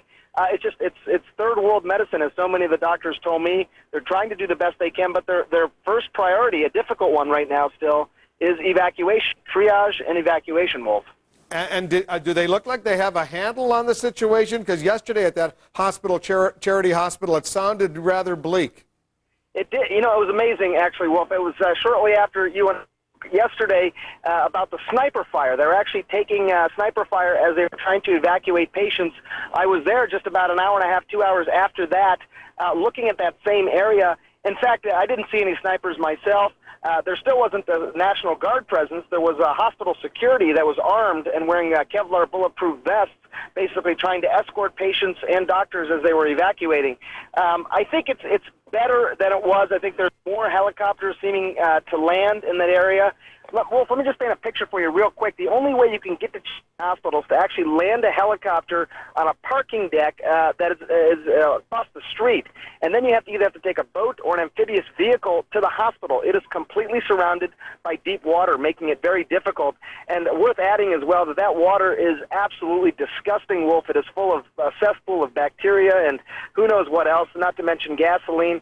It is disgusting and possibly a concern as far as public health issues later on down the road, Wolf. Well, talk a little bit about that, Sanjay, the public health issues that are going to linger long after the U.S. military, the National Guard, other law enforcement, other first responders are on the scene and trying to get the situation somewhat under control. We heard it could be another 80 days before the Corps of Engineers removes all the water, the flooded areas of New Orleans. What are the public health risks that are out there? You know, it's interesting, Wolf, because you and I talked a lot during the tsunami as well about these exact sort of risks. We're talking specifically about things like cholera, typhoid, the diarrheal type illnesses. Those are the big concerns when you have infected water, contaminated water. Thankfully, Wolf, you remember everyone talked about the possible second wave of death in Sri Lanka and other places. Thankfully, that never materialized, and I'm hoping it doesn't happen here as well. What is going to be needed is getting good, clean water into the city, bottled water, and having antibiotics standing by and ready should patients become sick. There are some things that are optimistic, that are better in terms of some of the, at Charity Hospital, for example, there appeared to be plentiful drug supply for the patients that needed it for infection. So I am optimistic that that could be brought under control pretty quickly. I know I've heard others say that they're very concerned about it, including the CDC. Having been in Sri Lanka, having seen the situation now on the ground, it is disgusting for sure, but I think it's something that could be brought under control. Give us a little perspective, Sanjay. A lot of our viewers will remember the immediate aftermath of the tsunami. You went to Sri Lanka. During the war in Iraq, you were in Iraq. You were embedded with the so-called devil docs, the Navy doctors who went in to treat the injured. Give us some perspective how that compares to what you saw earlier today when you were in New Orleans. That is a great question. I thought a lot about that. I think this in some ways is very similar to the tsunami. The thing that I guess is most striking, and maybe doesn't even bear repeating, I've heard so many times now, is that I just have to keep pinching myself and reminding myself that this is the United States of America. What we're seeing here, it clearly is third world-like conditions. Third world medicine as well, because of the lack of electricity, the lack of clean water, the lack of plumbing, all those sorts of things, makes it very difficult for doctors to practice the sort of medicine that they're used to practicing here in a big city in the United States. But there are good things as well. I think the resources are more plentiful in terms of medical supplies, in terms of simple things like being able to get a breathing tube into a child or give antibiotics to an adult with an infection. Those sorts of things paralyzed the doctors in Iraq at times. Lack of some resources paralyzed the doctors in Sri Lanka. The situation is concerning for sure, but there are some positive things here because of the resources that the hospitals have. All right, Sanjay, stand by for a moment. I want our viewers to know what they're seeing. These are fires that have erupted in New Orleans. You were looking at live pictures. We're getting these live pictures back now. These are pictures coming in from our affiliate helicopters that are covering this story. Tom Foreman is here with us. Tom, show our viewers where these fires are. You see these helicopters going in. They're trying to still rescue people from atop the roofs. But one of these immediate issues are the fires that have erupted in some of these industrial areas. These fires have been worrying me almost more than anything right now, Wolf, because these are the things that can grow. I want you to look. A moment ago, you saw the one at the riverside. Take a look at the map now. If you look at the map and we zoom in here, there's New Orleans and the Superdome down here, all the stuff we've been seeing. We're going downriver. It doesn't look like it's downriver, but that's downriver. That's where those first fires were, I believe, right along in this area. You see the rail yards, shipping stuff. This is not such an issue because it's warehousing, nobody lives there, and it's always been an industrial area, and it might be somewhat isolated by roads and that sort of thing. Those are the pictures we're seeing right in this area. These other fires we were just seeing a moment ago, the houses burned down. That's what's got me scared, because that looks to me like old Ninth Ward down in some of these areas around one of the canals, and I can't pinpoint that one yet, but I will tell you this. New Orleans is utterly filled with very old historic houses, even those that may not be grand houses. They're made of wood, and they're closely situated, surrounded by these great live oak trees. And when I see that house fire happening there, I get worried, because that can spread through these neighborhoods and be a very, very serious problem. And even though we see these pictures coming in of these boats that have these hoses that they can try to deal with the fires from the river, it's very hard to get fire trucks to the scene in these areas because of the floodwaters and other problems that erupted. Let's see if we can get in. You see that fire, they're panning in. These are live pictures that we're seeing right now. Yeah, you can't get the boats, even up the canals right now, because the canals are choked out. You can't get there. Let's see where this is, because this is going to raise up for a moment, and it'll give us some idea of where we are. And I still think the floodwater is still all over those areas. I still think we're talking New Orleans East. There's no way you're getting a truck down those roads. You'd have to do some kind of a fireboat, but you need a low draft fireboat. And that's a different animal. So These are what big your river concern is, fireboats. Tom, is that unless that fire is contained, it could spread to other homes in that area. Look at these pictures of the kind of areas we're talking about here. This is New Orleans for you. Let me get into one of these neighborhoods that we're talking about. These kind of areas, and I don't know that this is the area. I don't want to panic people over that if you live in this area because we haven't pinpointed this. But look at the density of housing in these areas. These houses are all on top of each other. That's the way New Orleans is put together. Many of them very old, very historic. And you saw the one that was burned to the ground right next to this one. I will bet everything I own, if they don't get this one out, the house next to it's going to light because you saw how close it is. There's no way it can avoid it. That's a pretty dramatic fire, and it doesn't look like water is anywhere close to that fire except on the streets of New Orleans, Yeah, just where there's flood water, and that's not going to do any good because a lot of that flood water has oil in it as well. If anything, that's going to accelerate this blaze going on in this one part of New Orleans. And I just want to caution our viewers, we are not sure where this fire is taking place in New Orleans. We'll try to pinpoint this shortly. But We'll try to pinpoint it for our viewers. We're also getting some new pictures. I want to show our viewers, Tom, some new pictures we're getting in from inside the Astrodome in Houston.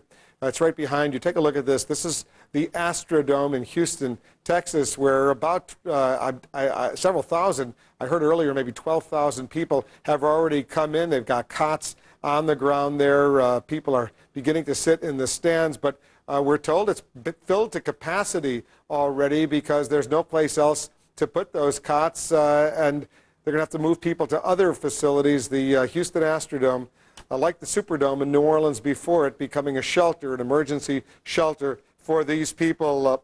Ali Velci, you're watching all of this together with all of us, and we're trying to put some ballpark figures, how much this is going to wind up costing. Preliminary numbers, and let's caution our viewers, very preliminary, but what are you hearing, Ali? Well, just give you a perspective. 2001, September 11th, came in at about $20.1 billion. Hurricane Andrew, $20.5 billion. We now have estimates today by two different companies that do this, putting it, the first one is between 9 and 25 billion. I'm sorry, I said billion dollars. And Fitch is suggesting it'll be at the high end of that, and another organization saying between 14 and 22 billion. So the high end of both of those estimates makes it bigger than any other catastrophe in U.S. history. And Tom's right that, if this had sort of started to end right after it hit, that would be one thing. But between the fires and all that water sitting around, this is going to end up being one very expensive thing, not to mention the fact that these people will be looking for work.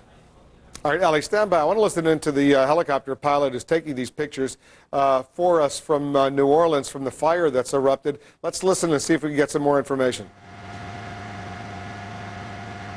Pretty prominent intersection here, hoping to get a street off of it.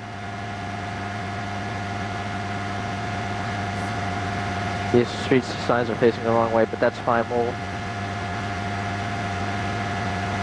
Now we're good here, and going to tilt back and show you this fire burning. Again, we're going to tilt up and just show you where it is in reference to the downtown area at the top of my screen. We're west-southwest, approximately 5 miles, maybe a little less, from the downtown area. You can see that there's a very large house or a facility, maybe a college, or not really sure what this is. I'm going to push into this facility. Maybe I can get an aim off it.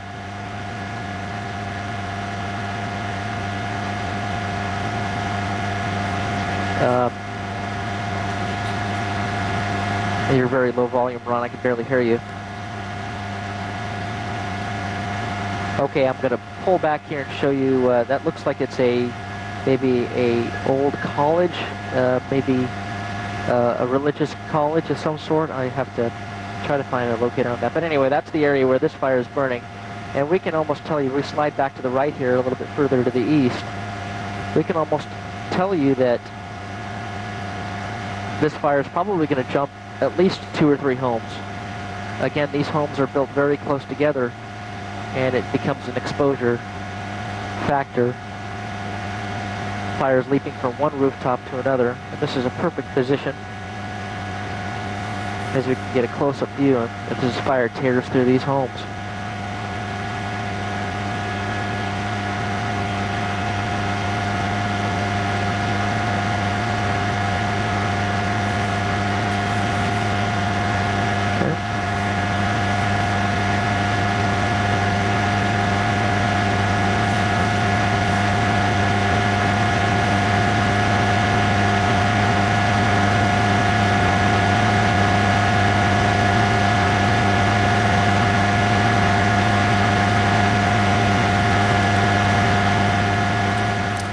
All right, this is a fire that has erupted in New Orleans in an area that's, I think, Tom Foreman, an area considerably removed from the French Quarter. That one building that we saw that looked like a religious statue on the corner of that building, you suspect you know what that building is? I think I do. And I'm not absolutely certain of this, so I don't want people to panic over this, but I am fairly certain this is actually, yes, quite removed from the French Quarter, but this is uptown New Orleans. I'm almost certain from this shot we saw a minute ago. I believe this is in the area of, if you're local, Carrollton and Claiborne, roughly. I used to live down this road, and I think this is within a few blocks of where the New Orleans Archdiocese offices are, these big ornate buildings back there. It's a little hard to tell, but that's what it looks like. It would be across Carrollton from that. And you heard the pilot express the exact same concern that you had expressed earlier, that given the nature of these structures, these buildings in this part of the city, that this fire will spread from one house to another unless firefighters manage to get there, and it doesn't look like any of them are there. Exactly, and this is where we're talking about. I want you to show it on the map now, Wolf. I found this. We go in here, this is the Superdome, New Orleans, the downtown right here. You saw it in the wide shot. In fact, they may be pulling out now to show it to you right now. If you move over this way, up these roads, it's a little bit hard to do on the fly here, but I'll sort this out as best we can. You come up here, I believe we're talking about an area right about in here. It's a little hard to grab at the moment, but I believe we're talking about right in this area. And I have to try to find the Archbishop's residence in that area. It's across from that, because that little cluster of shopping areas that you see up in the top of the screen there is what we're talking about. But this is generally what we're talking about. You see this area? You're going away from downtown. Fellow said he thought it was southwest. I don't think that is correct. It Southwest, south, I think he said. But if you take a look, those streets around those homes are still pretty much totally underwater. Yeah, they're full of water in there. And let me double check here, because we can click on the storm here and it will tell us how flooded. Yeah, these streets are all flooded. Yeah. In the pictures that we have here. So if you look at that, you can tell this to be the right area. Close. Look at that man. Those two. Yeah, look at that. And that looks to me, at least from this angle, like that could be part of Claiborne Avenue. And again, I can't swear to the shots right now because it's a little bit disorienting the way the helicopter is turned around here. But I think you're talking about this general area, uptown New Orleans, sort of near the Archdiocese offices. Everybody who lives there would have an idea of where that building was. Very nice residential area. Again, a lot of very old homes there, many of them made of wood. And those two individuals simply standing in the water, ankle-high water, not very deep, but certainly must be not very pleasant to have to walk across the street and walk through that water, still very much evident on the ground there. I want to go to the CNN Center's CNN Zane Vergie is standing by. You got some new information, Zane?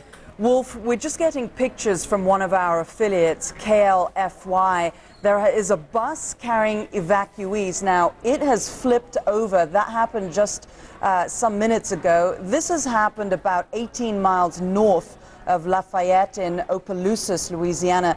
We don't know at this stage how many evacuees are on the bus or the extent of the injuries, but you can see people standing around just talking, drinking water. We don't know, again, the extent of the situation or its severity, but you can see the bus there overturned and leaning on its side. It's believed that this bus was carrying evacuees headed to Dallas. It was traveling northbound.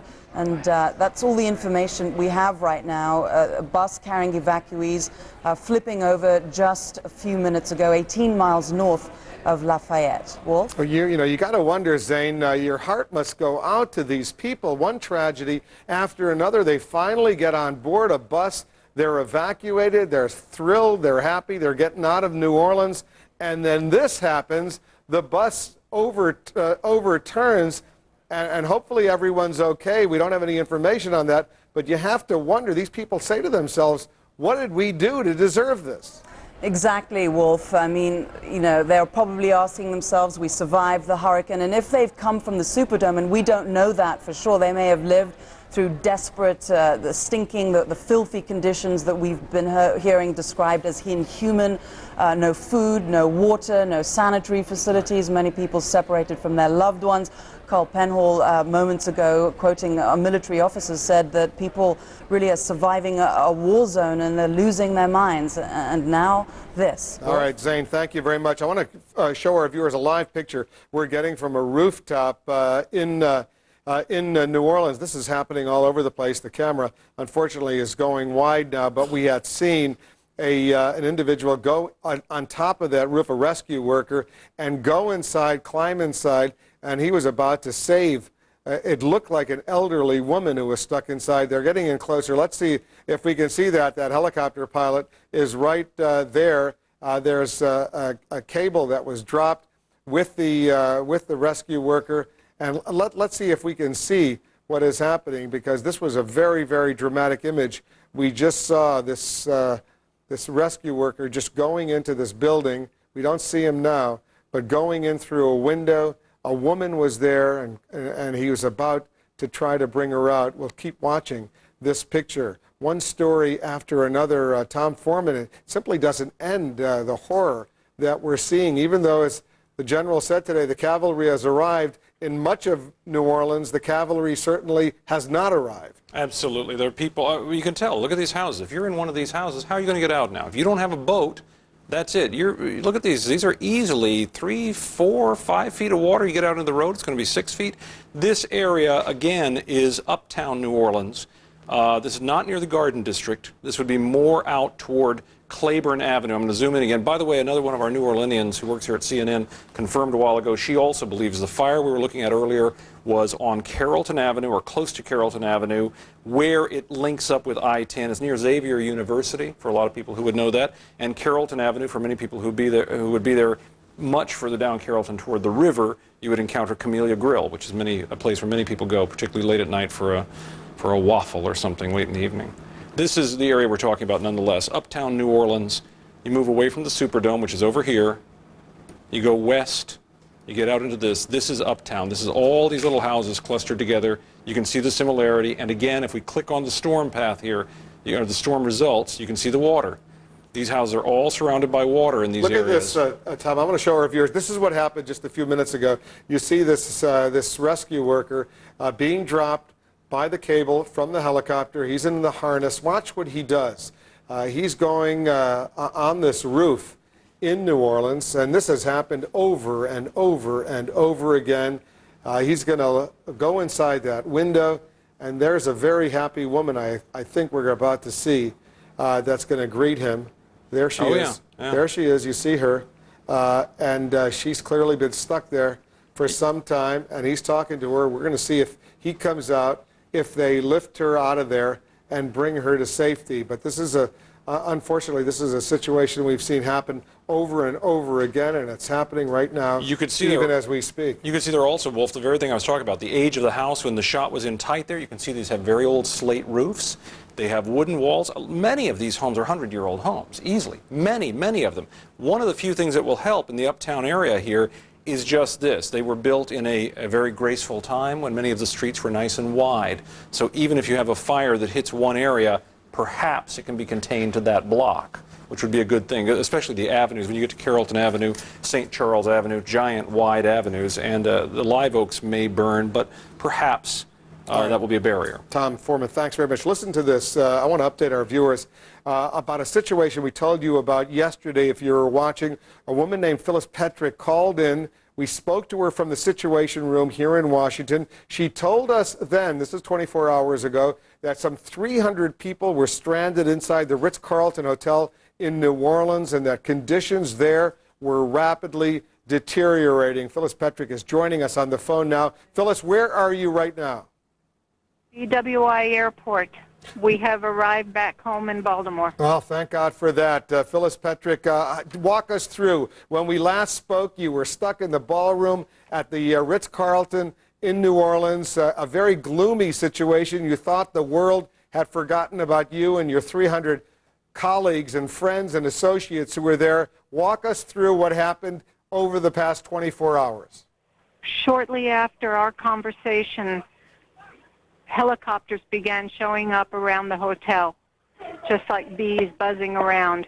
A couple of hours later, we were called to the ballroom again, and the manager of the hotel informed us that we had to evacuate the hotel, that she had been told that FEMA had agreed to allow the buses to come in and evacuate us.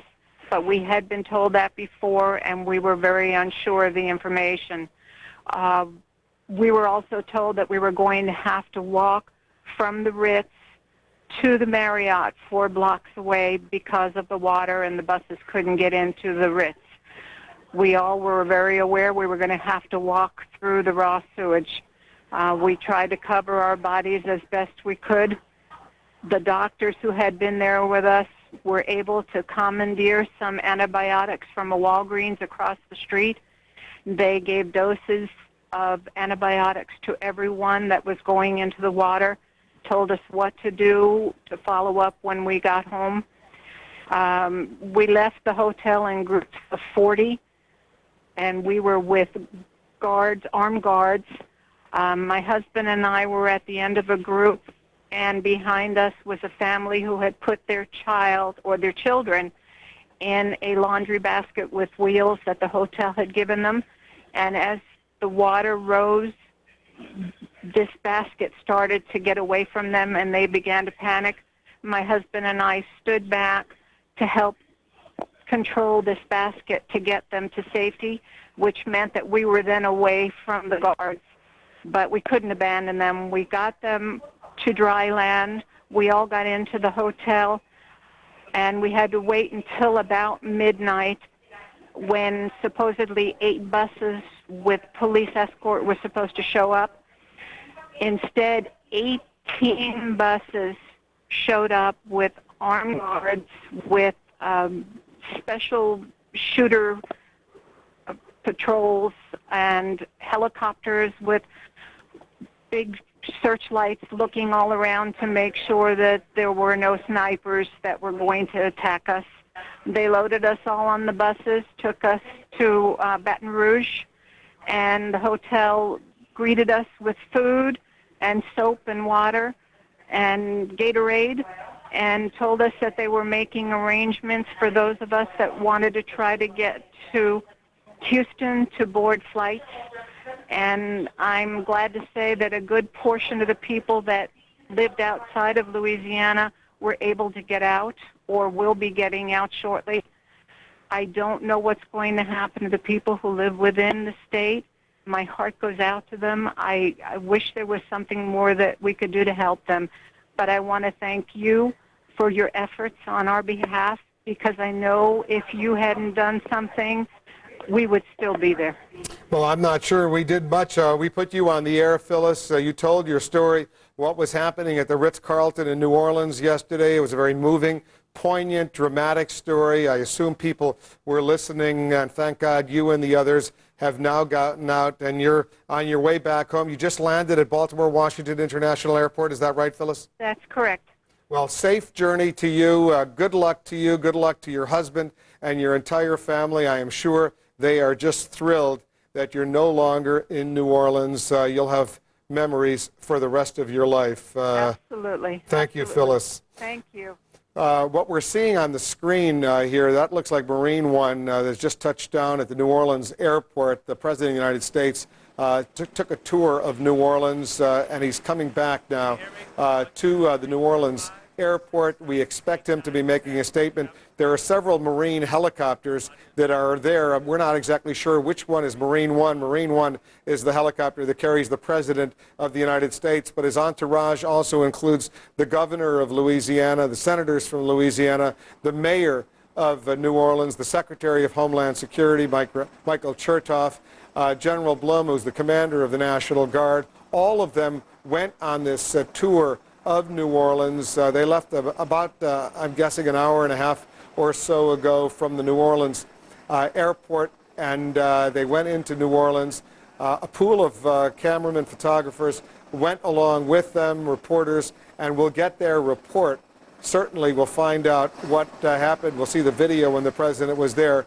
The President is going to be speaking, and CNN will have the President's remarks once he goes to the microphone. These pictures that we're also seeing next to that helicopter landing, and we think that's Marine One, but we're not 100% sure. It's one of the Marine helicopters that travels with the president. These are live pictures. Still throngs of people. These are live pictures outside the Superdome in New Orleans. They're waiting outside. They're trying to get someplace. Tom, we heard the General Honoré of the National Guard, the task force that went in there at the convention center earlier. They had 1,000 troops that went there, but these are individuals that are still stuck outside the Superdome. They would like to get out of there as well. It doesn't look like there's a major movement, at least not now. No, and I think, Wolf, they're right here. If you look at the Superdome on our map here, if we can pull it up for a moment, you'll see that there's just off the side of the Superdome, there's this ramp right here. This is the area we're talking about with all these folks. If you see all of that and you imagine this is where they're all clustered. There are a lot of walkways that surround the Superdome all the way around. You can see this. You can go all the way around the building here and have places to stand. So a lot of room for many, many thousands of folks. You can't blame these people for wanting to be outside as opposed inside. We can only imagine the horrendous sanitary conditions inside, the stench. That building has been without air conditioning. And that's saying a lot because, New Orleans in late August, early September, outside is normally where you don't want to be because it can be so hot and so humid and so miserable. It's saying a lot when that's where you want to be. It's not a pleasant situation. We're going to stay with this story clearly here at CNN, not only now, but throughout the evening, throughout the weekend. I'll be back Sunday for a special 3-hour late edition. We're going to start our program an hour earlier than normal, 11 a.m. Eastern. We'll have several guests. We'll be on the air for 3 hours. Larry King has a special 3-hour Larry King Live. Saturday night, you'll want to see it if you want to help the people who have suffered so much. We're going to stay with all of these stories. I'm Wolf Blitzer here in the Situation Room. Lou Dobbs Tonight starts right now. Lou's standing by in New York. Lou? Well, thank you very much, and good evening, everybody. Tonight, the city of New Orleans remains a lost city of desperation and lawlessness. Almost 90% of New Orleans citizens tonight remain displaced from their homes. 50,000 New Orleans citizens still cannot escape the city and its floodwaters. They are desperate, of course, to get out amid what has been a total collapse of local government and police authority. And as the U.S. military moves into New Orleans, as they did today, there is outrage from the American public at the slow response of local, state, and federal government to this worsening emergency. President Bush today toured the devastated Gulf Coast as the criticism of his administration's handling of this crisis intensifies. And in Washington today, serious charges that the U.S. government has left its poorest, most vulnerable citizens to die on the streets of New Orleans because of the color of their skin and their poverty. We will be discussing those issues tonight here, and we will be discussing an emergency response that even the President of the United States says is unacceptable. Let's go now live to New Orleans, Louis Armstrong International Airport, where President Bush is now speaking after taking an aerial tour of the devastated city. Right here, man. All right. Listen, I want to thank the governor of Louisiana and the mayor of New Orleans, Senator Landrieu, Senator Vitter, and Congressman Jefferson,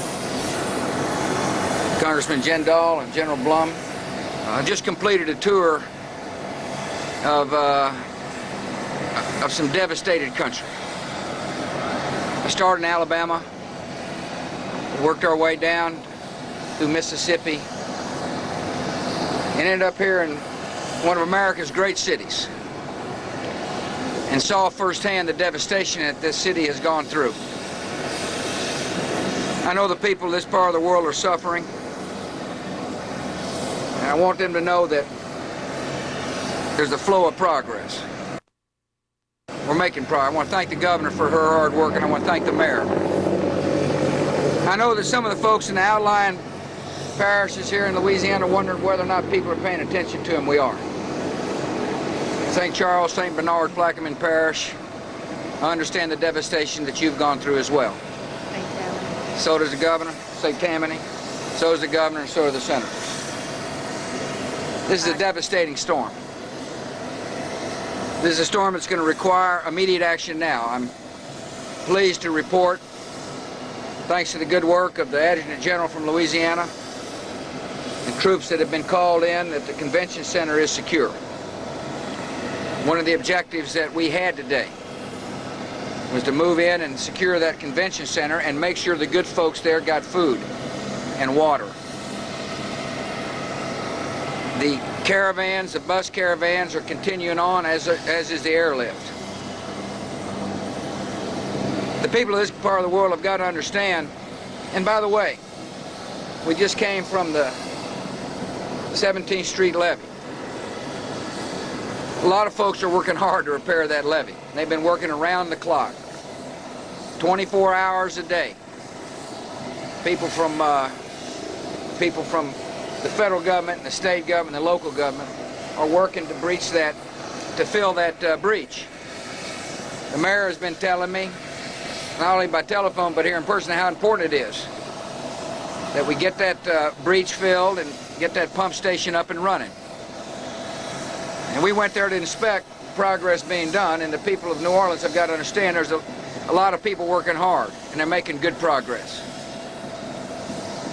You know, I'm going to fly out of here in a minute, but I want you to know that I'm not going to forget what I've seen.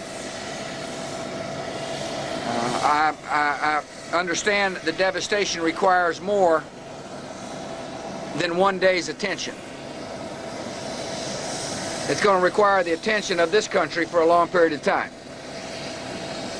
This is one of the worst natural disasters we have faced, with national consequences.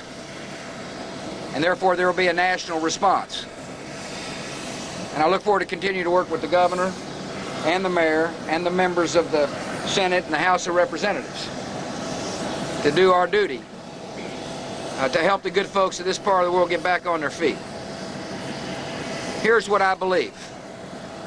I believe that the great city of New Orleans will rise again and be a greater city of New Orleans. All right, yes, sir.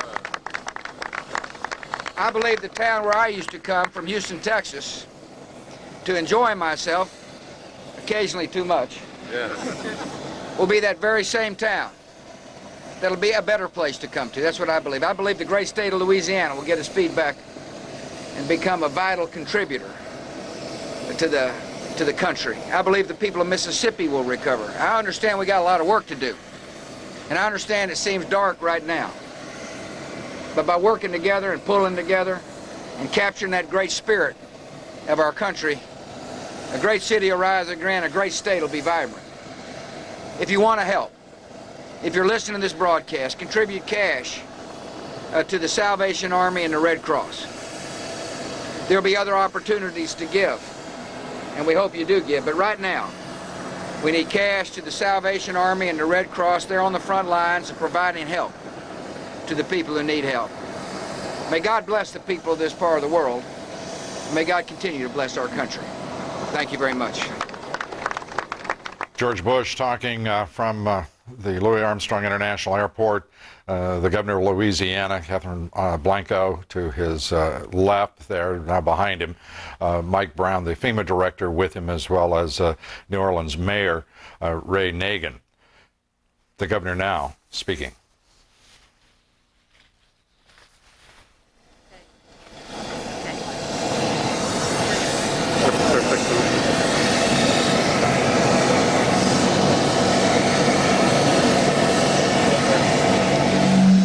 Thank you, Mr. President.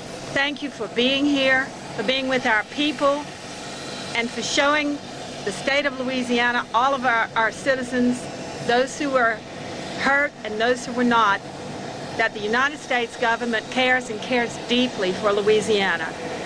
We have a strong people, a determined people, and with your help, we're going to rebuild.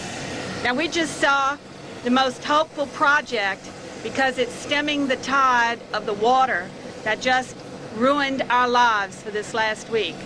And I'm going to name that Project Hope. It is the first sign of hope to return to a normal existence. Thank you again, sir. We love you being here. Governor Blanco obviously trying to put some words of encouragement out to the citizens of New Orleans, especially the estimated 50,000 that remain stranded within the city, that is 80% captured by the floodwaters that remain within the city as a result of 3 levees having broken. Today in New Orleans, a new dimension to what is already chaos. Major fires have broken out in the city. There was also a massive explosion at a factory. That explosion sent thick, acrid smoke all across the city. But there are few firemen left in New Orleans to put out those fires, and those fires are burning out of control without challenge or hope of containment. As for the New Orleans police force, many have simply walked off their jobs, not reporting to duty. At night, police still on duty have to defend their command center rather than try to patrol the lawless streets. The National Guard says 6,500 of its troops are in New Orleans tonight. Another 500 promised to be in New Orleans by tomorrow. But the mayor of New Orleans today said the emergency response has been pathetic. He says more troops are needed and needed now. The mayor's police force, by the way, as many as 50% of them have walked off the job. In a message sent to CNN today, Mayor Nagin said, quote, "The people of our city are holding on by a thread. Time has run out. Can we survive another night? And who can we depend on? God only knows." In Mississippi, residents there are bitterly critical of the slow emergency response in their state, where at least 180 people have died and where 75% of the residents remain without power tonight. Today, President Bush promised them that more aid is on the way. Ted Rollins reports from Biloxi, Mississippi. Ted? Well, Lou, people here took a few minutes out of their day picking through what has been left of their home, in most cases just rubble, to look up and see the president. President Bush drove right by the area we are here, which is indicative of a lot of the Mississippi Gulf Coast completely leveled. The president met with a few of the residents here, gave a couple people a hug that had lost their homes. He was with the governor of Mississippi, Haley Barbour, and Senator Trent Lott. The president acknowledged that the response was slow in coming to some degree, and also assured the folks that whatever they needed would be here. Most residents we talked to living on this coast did give the federal government a bit more of a break than some folks living inland, in that they said that this storm surprised everybody. Long-timers that lived through Camille could never have imagined what type of devastation this storm could have come up with, and it did. And as one resident told me, he said, "I'm glad President Bush came here, because while a picture is worth 1,000 words, coming here to reality will leave you speechless." Lou? Ted, thank you very much. Ted Rollins. More critically ill people are dying at the New Orleans International Airport. At the airport, where medical crews are working in what are nothing less than deplorable conditions, they've been overwhelmed by the task of trying to save the lives of New Orleans patients. At this makeshift field hospital, doctors are processing as many as 800 sick people each and every hour. Ed Lavandera is at the airport now and has the story for us. Ed, this is a very, very unpleasant story. It's incredible, Lou. It's been an endless stream of people that continue to come here to the New Orleans International Airport. Take a look at the airfield here. There are about 8 helicopters, from Army helicopters, Navy helicopters, Coast Guard as well. And also you can see what they've done continuously. They're putting them on the luggage racks, the luggage carts that use to move luggage around the terminals here at the airport, moving people back and forth. And then what happens is they come underneath here and they get shuttled into this portion of the airport. And once they walk in here, it's determined whether or not they need medical attention or whether or not they're put on buses or on airplanes out of New Orleans. We've just started seeing this here in the last few minutes, where they've started bringing in ice and water and handing it to the folks over the fence. Underneath here, there are hundreds of people waiting to see what happens next to them, waiting to figure out where they go. Of course, where they've been is so much worse than where they are now, but it is still a long process. This is only a portion of the journey for these folks as they try to figure out where they're going to go next. Lou? Obviously, the rescue response people are doing a magnificent job, but tonight patients remain, caregivers, nurses and doctors in hospitals that remain isolated because of the floodwaters. Do we have an estimate on how many more people must be rescued from those facilities? You know, Lou, we've been trying to piece that together throughout the day. The best we're able to get is anecdotally, I was with one group from Tulane Hospital, a group of doctors who said that they were the last bunch out of that hospital, and that's right on Canal Street near the French Quarter. But they also said that there were 2 other hospitals in that area that were much more difficult to evacuate, and they feared that there were still dozens, perhaps hundreds more people still trapped in those hospitals, some perhaps needing critical attention. These were people who were already in intensive care units or who already needed serious medical attention when this hurricane hit and when the levee broke, flooding the city. Although a little while ago I did come across another group that was from those hospitals, but they weren't able to tell me whether or not there were others coming or if those hospitals had been evacuated. But that is still their main concern. Charity Hospital and University Hospital was the other one. They were right there in the downtown area off the canal. And of course, anecdotally, there are reports that there is not even sufficient, hardly power. There is no power to provide for patients, as you say, Ed, who are in critical need of care. And the nurses and doctors themselves without food and running without water. So the situation remains desperate tonight. Ed, thank you very much. Yes. Lou, let me add one quick thing to that. Yes, Ed. I heard one story which I found fascinating, where nurses giving IVs to each other to keep each other nourished, well nourished enough to continue on to be able to help them. There's one little nugget that I think speaks volumes to what they're going through in those hospitals. An extraordinary story, and as you say, illustrative of desperation that grips still much of the city of New Orleans. Ed, thank you very much. Ed Lavandera reporting. We'd like to know your thoughts about the government's local, state, and federal response to this disaster. Do you think local, state, and federal officials should be held responsible for the failure to respond adequately in the wake of Hurricane Katrina? Yes or no? Cast your vote at bluedobbs.com. We'll have the results coming up here later in the broadcast. A great deal more coming up here. Left behind charges tonight that people are being left to die in New Orleans because they are black and because they are poor. We'll have a special report. I'll be talking with the chairman of the Congressional Black Caucus. And tonight, a national security failure. Our nation's Homeland Security officials are failing American citizens in their first major challenge since September 11th. That charge and a special report are next. And stay with CNN for our continuing coverage of the aftermath of Hurricane Katrina.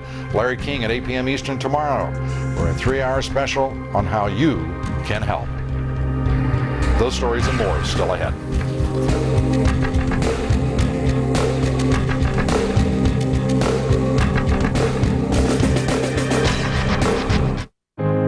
You are so beautiful. If you haven't already switched channels, you're obviously not the ordinary trader, and this is obviously not the ordinary trading platform. Power eTrade Pro has been radically upgraded and is now just $6.99 to $9.99 per trade. So be in love. At eTrade Financial, we keep challenging the ordinary to help investors be extraordinary. Privacy, equality, the right to choose. Fundamental freedoms Americans have cherished for generations. But John Roberts dismisses one of our established liberties as the so-called right to privacy, and co-wrote a brief arguing that Roe v. Wade should be overruled. Roberts' legal record raises questions on whether he accepts the right to privacy. There's just too much at stake to let John Roberts become a decisive vote on the Supreme Court. It's time for the lending industry to change. That's why eLoan has consultants who don't make money based on the rate of the loan and has no lender fees. Those are some of the revolutionary ways we're changing the lending industry. eLoan. Radically simple. In Katrina's aftermath, a 3-hour Larry King special, how to locate the missing and donate your time and money, plus your calls, how you can help. CNN tomorrow night. We have loads of puppies just looking for a home. We've got a steak with your name on it. Come on down to Bill's Kayak Shop for the adventure. If you can afford radio advertising, you can afford cable TV. Comcast Spotlight can make it happen. And with Comcast Spotlight, you can target the customers you want to reach. So why settle for Manja when you can have? Put your business on the fast track. Call Comcast Spotlight to find out more about advertising on cable.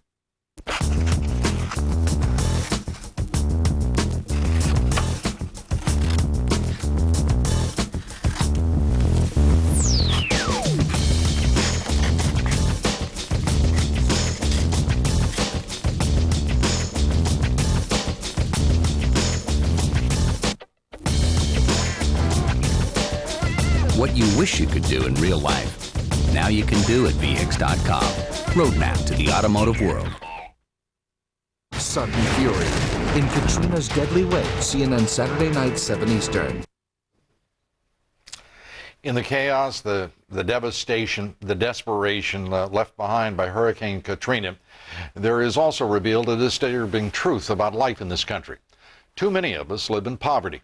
37 million Americans, a number that has grown an unprecedented 4 years in a row. As the desperation in the city of New Orleans rises, America's poor are the most vulnerable in a disaster anywhere at any time, and certainly in this one. Christine Romans has the report. Crushing poverty in New Orleans. Once invisible to the world, now for the poor here, their misery is on full display. Utter desperation laid bare by Hurricane Katrina.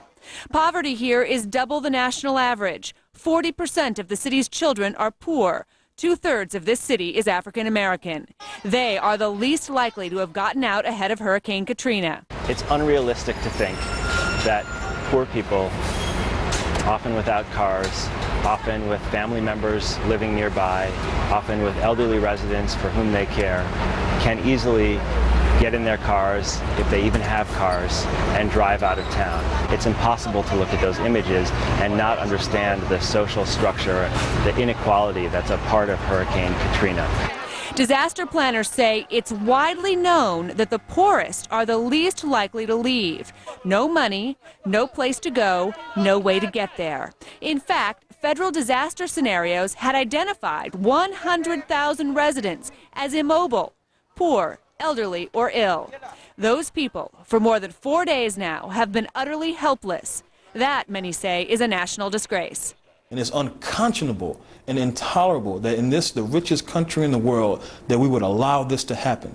And make no mistake that there is a clear racial dimension. There is a clear class dimension. He says these people live below sea level literally and figuratively. They are the South's working poor, barely surviving on minimum wage.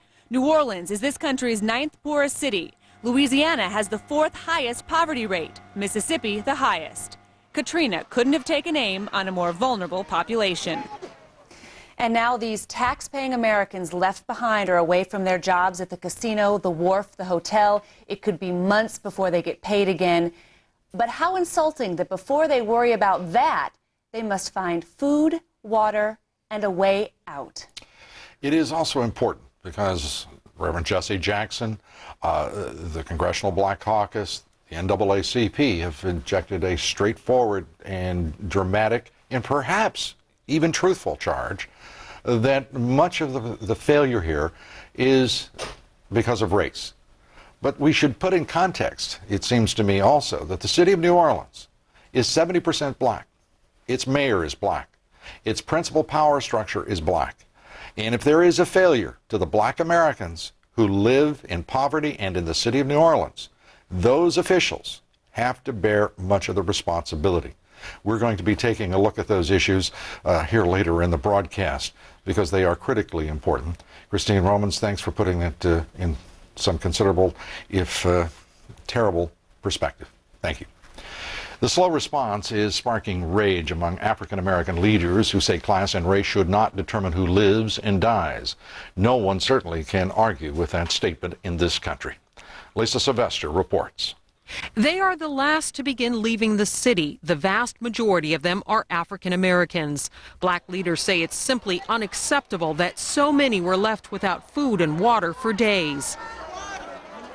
We cannot allow it to be said by history that the difference between those who lived and those who died in this great storm and flood of 2005 was nothing more than poverty, age, or skin color. No matter how fair or not, African Americans are drawing contrast. After 9/11, the president was a welcome and reassuring presence on the scene, but it was 5 days and much criticism before he stepped foot in the Gulf Coast. Money and resources have poured into rebuilding Iraq, National Guard troops diverted overseas, while recovery efforts in New Orleans have languished. Those with money were able to get out of the city, The poor, many of them black, left behind. The state of emergency in New Orleans is threatening to rip open old racial wounds. There have been reports of boatloads of white Americans being transported out of harm's way while African Americans were still left lingering, trying desperately to find assistance. Black lawmakers want to remind everyone that these faces, the people who are dying of thirst and heat, are American citizens who have been waiting for days for their own government to help them. Lives of women, children, the elderly, the frail are at stake as we speak. We're a better country than that. And I submit to you that as the richest country in the world, with those citizens who have paid taxes, we owe it to them to do no less. And our nation has been quick to help those in other countries in need, which is why many are asking the question, why has it taken so long to come to the aid of American citizens on our own soil? Lou? It is an absolutely appropriate and frustrating question, Lisa. There is in this charge, particularly from Reverend Jesse Jackson, from the NAACP, the Congressional Black Caucus, among others, there's been no mention of Mayor Ray Nagin, who is black, the predominantly black power structure of the city of New Orleans. Why is that? Lou, I'm sorry, but we're having some audio problems, and so I was not able to hear the question. If you can repeat it again, please. I'll sure try.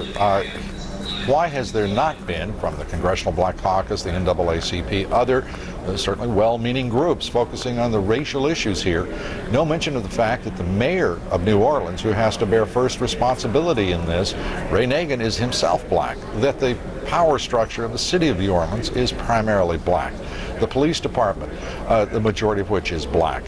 Why has there been no focus on those facts and those responsibilities? Well, we heard the mayor earlier today, for instance, and he was very irate. The sense is that it's the federal government that has somehow dropped the ball. These politicians, the Congressional Black Caucus... Well, I don't think anybody would argue with that, Lisa, but why would not black leaders concerned about black poor people, in this case, who are the predominant victims here, who remain in their city stranded, why would they not also focus on a black mayor of that city and its black power structure?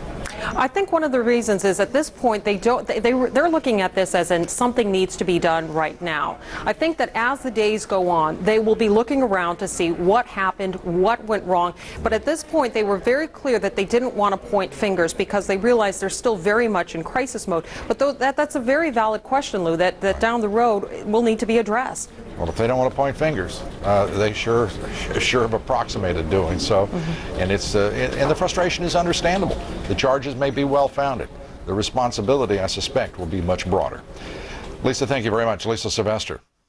I'll be talking with the chairman of the Congressional Black Caucus about these issues and others. I'll be talking with Congressman Melvin Watt.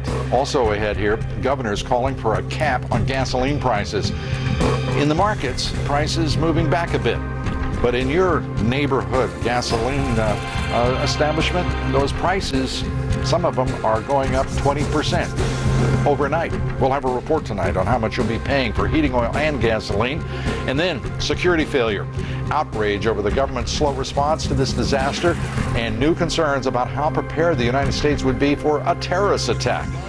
We'll have a special report, and thousands are in critical condition being treated at the New Orleans airport. We'll have a live report for you from the field hospital there. A great deal more still ahead. Please stay with us.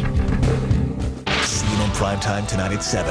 An extraordinary reunion in the heart of disaster. Then at 8, anger, fear, and frustration. Who's to blame? And at 10, how to save the drowning city of New Orleans. CNN tonight beginning at 7.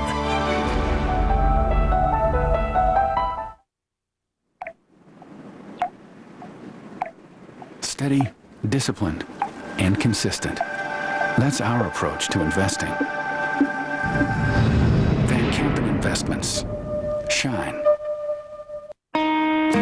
We look out for each other. We do it without thinking, without reward. It's what we do. And that's why there's more help coming from Medicare. New prescription drug coverage. With it, everyone who is eligible for Medicare can be covered for the prescriptions they need to stay healthy. But all of us should learn more about it because choices must be made. And we can help each other because that's what we do. Sharp multifunction products transform the office by adding enhanced color to your documents. Then Sharp technology doubled your productivity by scanning two-sided documents in a single pass. Now Sharp's Data Security Kit is transforming the office again by preventing unauthorized access to information while keeping sensitive digital documents from falling into the wrong hands. The Sharp Digital Imager Series. All the productivity you want, all the document security you need. CNN Primetime tonight at 7. An extraordinary reunion in the heart of disaster. Then at 8, anger, fear, and frustration. Who is to blame? And at 10, how to save the drowning city of New Orleans. CNN tonight beginning at 7. I was here before here had a name. As fields became farms. As grasslands became greens. And now, as families become neighbors. Till after their kids become parents, I'll be here. A natural gas well, one of Kerr-McGee's thousands, meeting energy demand in harmony with the land, with still more to explore. The government's slow response in the wake of Hurricane Katrina shows just how unprepared this country is to handle a major disaster. Now, the department created to keep Americans safe is under sharp criticism from all across this country. Kitty Pilgrim has our report. It looks like a bomb went off. Even the president said so. It's as if the entire Gulf Coast were obliterated by the worst kind of weapon you can imagine. In the first real test to the Department of Homeland Security since the terrorist attacks of September 11th, 2001, many are asking, why did it take 5 days to get relief on the ground? The mayor of New Orleans railing against the agency Thursday. I've talked to the head of the Homeland Security. I've talked to everybody under the sun. I keep hearing that it's coming. This is coming, that is coming. And my answer to that today is BS. Where is the beef? Yet, the head of the Department of Homeland Security was in congratulatory mode yesterday, even as the situation deteriorated. It is a source of tremendous pride to me to work with people who've pulled off this really exceptional response. Too slow was the charge from some in Congress as it convened today to pass a $10.5 billion emergency supplemental bill for Hurricane Katrina relief efforts. And heads should roll, quite frankly, because it is unconscionable that we are standing by and not responding. In the weeks and months ahead, those of us charged with oversight of Homeland Security issues will be asking hard questions about the effectiveness of the Department of Homeland Security. For it is nothing short of outrageous that in this country, where we talk of 9/11 every day, we still haven't dedicated enough resources to improving our emergency response capabilities. And yet, the Department of Homeland Security has a near $41 billion budget. Now, the ranking member of the House Committee on Homeland Security, Benny Thompson of Mississippi, put it this way. Our government failed in both its preparedness and its response to the disaster. If terrorists rather than a hurricane had attacked, the result would have been no different. Lou?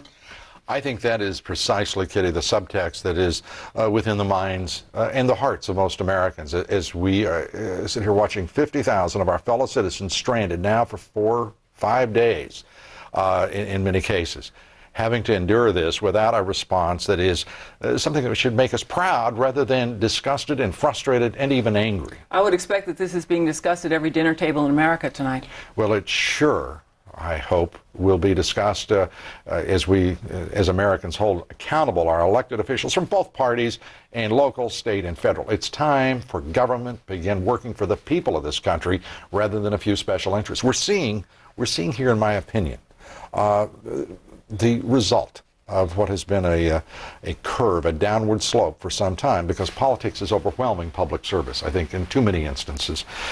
Certainly in this one, there's a lot to be answered for. Kitty, thank you. Kitty Pilgrim. The disaster in the Gulf Coast comes as President Bush's approval ratings are at the lowest levels of his presidency. President Bush today responded to criticism that the federal response to Hurricane Katrina has been unacceptable. Suzanne Malveaux reports. Suzanne? Well, Lou, 5 days after Hurricane Katrina hit, President Bush arrived at Ground Zero, New Orleans today. President Bush facing blistering criticism for his administration's slow response, promised and pledged robust federal help. Friday, the president toured the obliterated... I understand the devastation requires more than one day's attention. Friday, the president toured the obliterated Gulf region from the air and the ground in a series of photo ops designed to reassure victims the federal government was on top of things. I'm live. I'm trying to find my house. In Biloxi, Mississippi, he comforted women who lost their home. At a Coast Guard hangar in Mobile, Alabama, he bowed his head and vowed to do more. We have a responsibility to help clean up this mess. He also praised his disaster point man, FEMA Director Mike Brown. And Brownie, you're doing a heck of a job. The FEMA director is working 24 hours. Earlier at the White House, Mr. Bush did express some dismay at the federal government's efforts to maintain order in New Orleans. The results are not acceptable. But the president later defended the response time. The levees broke on Tuesday in New Orleans. On Wednesday and Thursday we started evacuating people. A lot of people have left that city. A lot of people have been pulled out on buses. It's I am satisfied with the response. I'm not satisfied with all the results. With estimates of thousands dead, many say the administration's reaction is too little, too late. How could the president be satisfied with the response? What is needed in a response like this is one that minimizes death and disease, which minimizes... And Lou, President Bush returns to the White House this evening to sign that emergency supplemental $10.5 billion. Lou? Suzanne, what is the reaction there at the White House? This administration under great criticism and political pressure because of the war in Iraq primarily, but also because energy prices are out of control in this country. There has been no federal response, and now this, the way in which the United States government, the state of Louisiana, and the government, the local government of New Orleans has responded. There has to be some concern within the White House staff, the political advisors to the president tonight. Lou, all you have to do is take a look at those pictures that were really set up, designed, and orchestrated today to show that the administration, to show the president out there saying, look, that this is a person, this is an administration that wants to meet the needs of these people, to know and to realize that this is a White House that is very much aware that it is under a great deal of criticism here for responding too slow, perhaps responding too late. They're very much aware of that. We even had reporters who were traveling in the pool very close to the president who were saying just across the way they could see those dead bodies on the road. Those are not the kinds of things the president talked about. Those are not the kinds of pictures we saw today. It was a very well-controlled situation. This is a White House that essentially wants to get out that message, wants to perhaps counter what that perception was, the criticism from a lot of people that they just did not respond fast enough. Suzanne, thank you very much. Criticism, again, as we have been reporting here and pointing out, in point of fact, criticism that could be laid at the feet of local officials and state as well as the federal government, certainly. Suzanne Malveaux reporting from the White House. Thank you. Tonight, Houston, Texas is filling up with more than 75,000 New Orleans residents without a home. The people of Houston giving them a home. Hundreds more New Orleans residents bus to Houston today, a 6-hour, 350-mile trip. There are fears that Houston, America's fourth largest city, will sag under the strain of trying to care for so many new people in great need. But Houston, as I said, opening its arms to them. Sean Caleb's is at the Houston Astrodome tonight, which closed its doors to new evacuees today. Sean, tell us all about it. Well, indeed, Lou, the Houston Astrodome you see behind me became overcrowded last night. The fire marshal decided there were simply too many evacuees in there, estimated 15,000 at this point. So they made the decision, no more evacuees. However, the buses continue to come in. Well, we heard from Mayor Bill White earlier today. Not terribly far away from us is the Reliant Arena. They are going to use that. The Reliant Center is over that way. They plan on putting up another 11,000 beds to take care of all of these evacuees. The mayor made it clear the plan plan they had, very fluid. They are adapting. He is adamant that no evacuees will be turned away. As you said, the city is indeed opening its arms, opening its heart, doing everything it can. But look at the pictures from inside the Astrodome. There are just thousands of cots seemingly packed one right against each other. Now, some people have complained about the cramped conditions, trying to get food, saying at times it's simply a miserable condition considering everything they've been through. But we want to introduce you to 19-year-old Giselle Bennett. She's 5 months pregnant and has spent 2 nights in there on those cots. And you could not be happier with the way Houston, and in particular, the way the people inside the Astrodome have treated you and your friends. Yes, I'm very happy. Everybody is nice, and they open their arms to us, and it's very comfortable in there. The city have like over 15,000 people in there. And you talked about the medical care, the food. You have everything you need. Personal hygiene, towels, soap, shampoo, everything. And people there, because they have a lot of people that don't have, but we have everything. And these, a real Texas-sized favor. You said the people could not be nicer to you. They can't. No, I have never, since I've been there for the 2 days, I have never got a negative attitude from nobody. The food is good. We got hot food. We have food in probably since the storm hit before. Lasagna, pizza, grits, eggs, breakfast. We have warm food. Warm food. Now tell me about your city. You say you're embarrassed with the way the residents are reacting there, the fires, the gunshots. Do you have any intention of ever moving back? No, I'm not going back to New Orleans. No. On the West Bank, we didn't get much damage. We didn't get damage at all. So if we do go back, it's to go back and get the furniture, but we is not going back to New Orleans. It's just no hope for New Orleans right now. Are you scared? Do you not want to be around the people you're seeing in the streets? I mean, because I'm kind of shocked the way they reacted. I mean, going into the hospital, shooting people and all that. In a time like this, a life-death situation, and they reacting like this, so I don't want to be around them.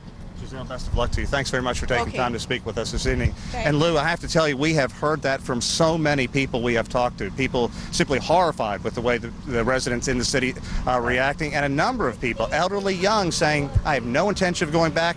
For right now, Houston is my home. You know, today, Sean, with the president giving that brief news conference at Louis Armstrong International Airport with Governor Blanco and the mayor there, trying to offer hope, somewhat cryptically, I think would be fair to say. But the fact is, this is a troubling event. It's too easy to compare this to the way the people of New York City responded to September 11th, and to look at the way in which some of the residents, certainly only a few, but some of the residents of New Orleans have responded. This is going to require a great deal of understanding as we move forward through the next days. Sean, thanks for bringing us that important story, and a story that I hope I put a smile on the faces of a few people who are obviously concerned about the residents, our fellow Americans, still suffering in the city of New Orleans. Coming up next here, doctors are treating 800 people an hour at the New Orleans International Airport under makeshift conditions, under terrible conditions in many cases. We'll be going back there live, and a former New Orleans mayor will be joining me. He's criticizing the response to this crisis. He's our guest. And evacuees from New Orleans are now being turned away from the Houston Astrodome, as Sean Calebs has just reported. We'll have a live report of where nearly 500,000 New Orleans residents are now being cared for and provided shelter for. And stay with us for continuing coverage here on CNN of the aftermath of this terrible Hurricane Katrina. Larry King, 8 p.m. Eastern tomorrow, a 3-hour special on how you can help. Stay with us.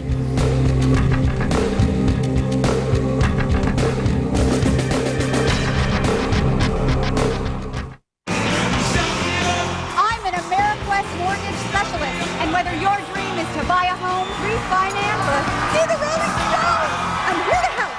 That's why we're sponsoring the Rolling Stones tour. I love you. For your chance to win tickets, go to AmeriQuest.com. AmeriQuest Mortgage, proud sponsor of the American dream. How does the Merck Patient Assistance Program help people? Because of the program, I get the medication I need. The program? My doctor told me about it. You may be eligible for the Merck Patient Assistance Program if you don't have health insurance or a drug plan and are also unable to afford the Merck medicines your doctor prescribes. Your doctor can make the request. Because of the program, I get my medications free. For nearly 50 years, the Merck Patient Assistance Program has helped millions of people get the Merck medicines they need at absolutely no charge. If you're eligible, the Merck medicines you need can be delivered to your doctor or right to your home. The program sends the medications straight to my house. At Merck, we believe our medicines should be available to the people who need them. For more information, call 1-800-727-5400 or click on Merck.com. The Merck Patient Assistance Program. Merck, where patients come first. During Dell's Labor Day sale, get great deals with up to 1/3 off select Dell systems. And this Dimension desktop with an Intel Celeron processor is yours for only $299. Plus, get a free printer. Notebooks start at $549. And get up to 1/3 off select Dell systems. Get hooked up with Dell and get more out of now. Dell PCs use Intel Celeron processors.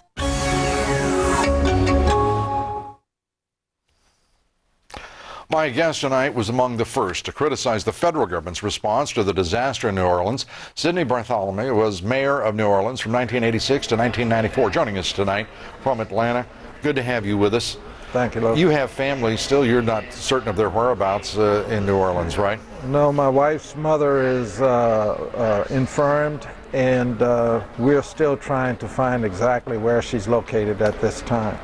That is unfortunately the case for tens of thousands of people with relatives who may be stranded or simply in care centers that where they don't know where they are. The city of New Orleans itself, how did it, in your judgment, did it respond to this crisis? It was overwhelmed. They really have let a lot of people down. When you hear half the police department walking off the job, that's amazing. That is unbelievable. It really is unbelievable, because most of the people there are good people. I think a lot of hope was lost, and I think that's the biggest problem with the slow response, is that people have lost hope. They didn't see any help coming. They only saw things getting worse. Then they saw thugs and hoodlums taking over the streets. It was heart-wrenching. It's heart-wrenching, and the city is rendered perhaps permanently. Sean Caleb's reporting a lot of people he talks with who have been evacuated to centers, particularly in Houston, are saying they're just not going back because they're embarrassed by the way some of the residents, some of the citizens of New Orleans have behaved, that they want no part of a city that permits such a thing. How do you react to that? I really am very, very saddened. I think that the majority of the people in New Orleans are good people. The majority of the people who were left behind are really good, decent citizens. There are thugs, there are criminals that have taken advantage of this situation, and unfortunately we didn't have the resources to deal with them, and I think they should be dealt with severely because they're not helping the people. They're just thugs. What about the accountability for the local, state, and federal government officials who simply, tonight, at the end of what has been the most tragic week in New Orleans history and a good part of this country's history, what kind of accountability should there be? I think there's got to be accountability. Somebody should have seen this happening the way that they did. If you recall, I called for a federal intervention this Tuesday and said that this problem was greater than the ability of the local government or state government, that it had to be the federal government. Sidney Bartholomew, we thank you for being here, former mayor of New Orleans. Let's hope that hope remains in New Orleans. I'm hopeful, and I think the majority of the people are going to be hopeful. We're going to rebuild that city. You know, we're Americans and we have a long tradition of winning and overcoming disaster. There's no reason for New Orleans not to be in that long historical line of return to success and betterment. We thank you. Thank you. It's a great historical city, and I think it's really, as somebody said, the soul of America. We have to make it work again. Mr. Mayor, thank you very much. Thank you. Coming up next, members of the Congressional Black Caucus are blasting the federal government's response, or lack of it, to Hurricane Katrina. I'll be talking with the chairman of the Congressional Black Caucus. He's my guest here next. And then an energy crisis. Gasoline prices rising all around this country, while the markets tell us that prices should be going down. Gasoline stations, in fact, some of them running out of gas altogether. And certainly they're not running out of chutzpah. Some stations raising gas prices by 50 cents overnight. Americans are demanding that the White House take action, and take action now. We'll have that story and why that action isn't being taken, and a great deal more still ahead. Stay with us. In Katrina's aftermath, a 3-hour Larry King special, how to locate the missing and donate your time and money, plus your calls, how you can help. CNN tomorrow night. We have loads of puppies just looking for a home. We've got a steak with your name on it. Come on down to Bill's Kayak Shop for the adventure. If you can afford radio advertising, you can afford cable TV. Comcast Spotlight can make it happen. And with Comcast Spotlight, you can target the customers you want to reach. So why settle for Manja when you can have? Put your business on the fast track. Call Comcast Spotlight to find out more about advertising on cable. Shopping for a new home? Did you know that in the time it takes you to drive to just one house, you could visit 100 without leaving your home? Coldwell Banker Barbara Sue Seal Properties introduces a better way to shop. Find your new home on TV or online, anytime. Hundreds and hundreds of dream homes are now just a click away. On Channel 15 or at cbseal.com. Coldwell Banker Barbara Sue Seal Properties. Discover the joy of home shopping from home.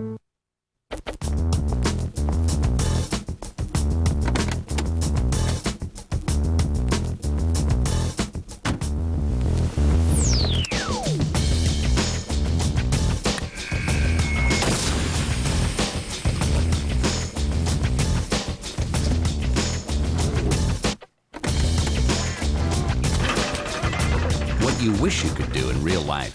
Now you can do at VX.com. Roadmap to the automotive world. It has 50,000 mouths, 200 legs,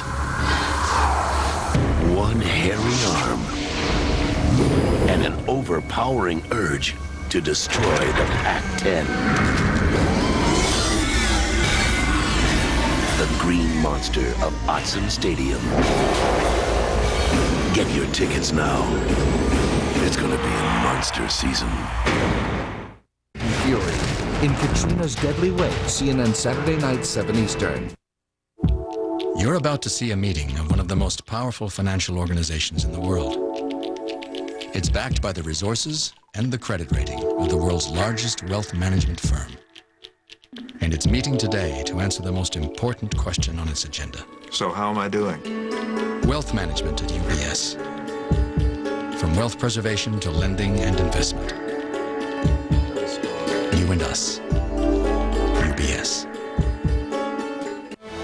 Newsmakers is brought to you by UBS, a global financial firm with the heart and soul of a two-person organization. You and us.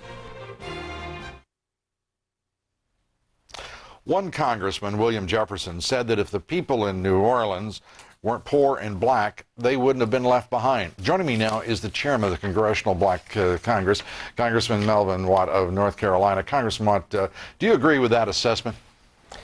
No, I don't agree with that assessment. I think in most cities, the poor people are disproportionately African American, and the people who have the ability to get out in a situation such as this before the disaster hits, typically upper income people. So what you end up with is a class situation more than a race situation.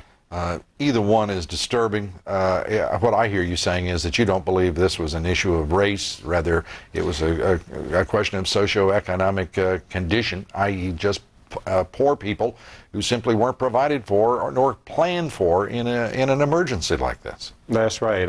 I don't think God visited this hurricane only on black people. He visited on New Orleans, and the people who were in New Orleans, black, white, or otherwise, were victims of it. The ones who were able to get out, whether they were black, white, or otherwise, were not victims, at least not in the short-term way that the ones who remained there are. Congressman Watt, I think, though, that you would agree with most assessments right now of the critics of the local, state, and federal response here. It has been abysmal. To what degree do you think we should hold accountable the officials who have failed a sizable portion of the population, of the citizens of New Orleans, and frankly, embarrassed a very proud nation?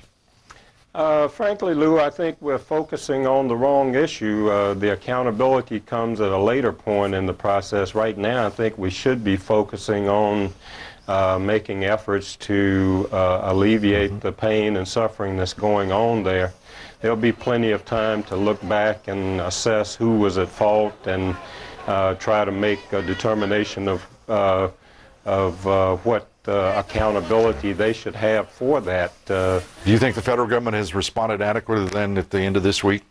No, I don't think anybody has responded adequately, but the federal government, I think, just didn't anticipate the like of a local structure. The difference here, it seems to me, was in New York, everything around the affected area of 9/11 was still intact. Right. This is a whole city that's lost its infrastructure, and the local authorities really had no capacity to respond.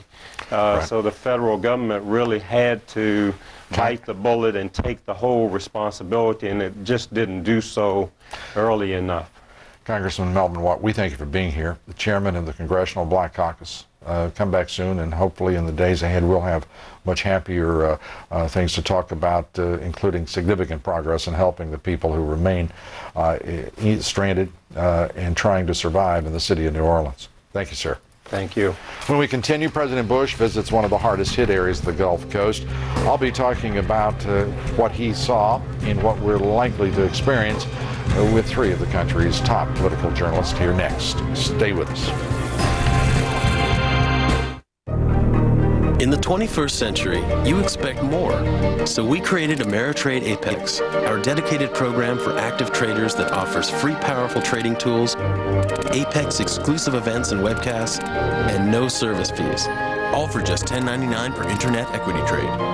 It's the 21st century. Trade like it. Open an account today and for a limited time get a free BlackBerry. Qualify for Apex and get 10 free trades. For tough stains, it's the Mr. Clean Magic Eraser. It cleans food from the microwave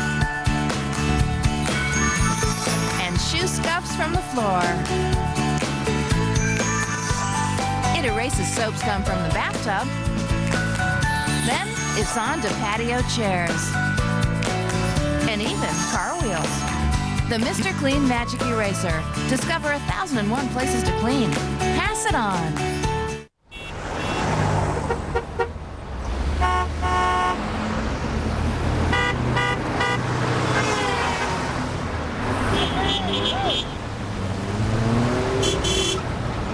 People who get loans shouldn't be taken advantage of. That's why eLoan has consultants who don't make money based on the rate of the loan, offer you low rates, and treat you fairly. Those are just some of the revolutionary ways we're changing the lending industry. eLoan. Radically simple. Joining me now are our regular Friday night panel, three of the country's very best political journalists: Karen Tumulty, Time Magazine; Ron Brownstein, the Los Angeles Times; Roger Simon of U.S. News and World Report. Why did I say among the best? You are the best. Good to have you all here. Let me start, Karen. This disaster response has been, by nearly every measure, a disaster. What will be the impact on, first, the mayor of the city of New Orleans, Governor Blanco, and President Bush? Well, I think that there's not going to be a lot of glory being passed around to anybody's response for this. New Orleans allowed development for decades that actually weakened the barrier islands, encouraged erosion. It clearly did not have an adequate evacuation plan, even though the city was fully aware that over 100,000 people there don't have cars. And the president's response, today he began by saying that the effect has been unacceptable, but by midday he was praising the head of FEMA as having done a terrific job. You don't get a sense that anybody is willing to sort of wrap their arms around this even yet. Ron Brown, I mean, what is the fact of the matter is that that you've got Mike Brown, the head of FEMA. You've got Michael Chertoff, the head of the Homeland Security Department, basically responsible for this response from the federal level. How did they do? Real simply. Well, real simply, it has been one of the worst weeks for the federal government in my adult lifetime. I think, the natural instinct of any administration when facing the kind of criticism that the Bush administration is now under is to, rally around each other, to circle the wagons and to say we did as much as we could, as quickly as we could. Look, reality bites. And in this case, the president would be better served to be the one out there, the first one out there, acknowledging what Americans are seeing every day. This has not been adequate. It's been far from adequate. And he should be the one asking the toughest questions. Because obviously, as you suggested before, the underlying subtext here is if we were not ready for this, a catastrophe which was among the most studied and anticipated of anything on the books, how would we respond 4 years after 9/11 to another terrorist attack? And the answer, Roger Simon, is not a favorable one. Former House Speaker Newt Gingrich said, if we can't respond faster than this to an event we saw coming across the Gulf for days, then why do we think we're prepared to respond to a nuclear biological attack? I was struck by the mayor of New Orleans saying on radio in New Orleans, I don't want to see anybody do any more goddamn press conferences, his words, put a moratorium on press conferences. And as we look at the parallel here between preparedness for a terrorist attack and what's happened in New Orleans, I think the American people may be getting tired of these so-called press conferences and posing on issues without being able to back up a reality, whether it's a border security or whether it's port security or with the response to a federal disaster. Roger, do you? No, the mayor's had a tough week. He should get some more sleep and stay off TV himself. It's been a tough week for America. And as you say, it shows how unprepared we are for a national attack. This is one medium-sized city, 489,000 people, and we couldn't handle the problem there. The federal response was inadequate, and it remains inadequate. Our hearts here, as I know everywhere across the country, go out to the people who still suffer within the city of New Orleans because of these floodwaters and the chaos they endure. We hope the weeks ahead bring far better results. Tonight, let's take a look at our poll. 89% of you say local, state, and federal officials should be held responsible for the failure to respond adequately in the wake of Hurricane Katrina. That is our broadcast for this evening, and we thank you for being with us.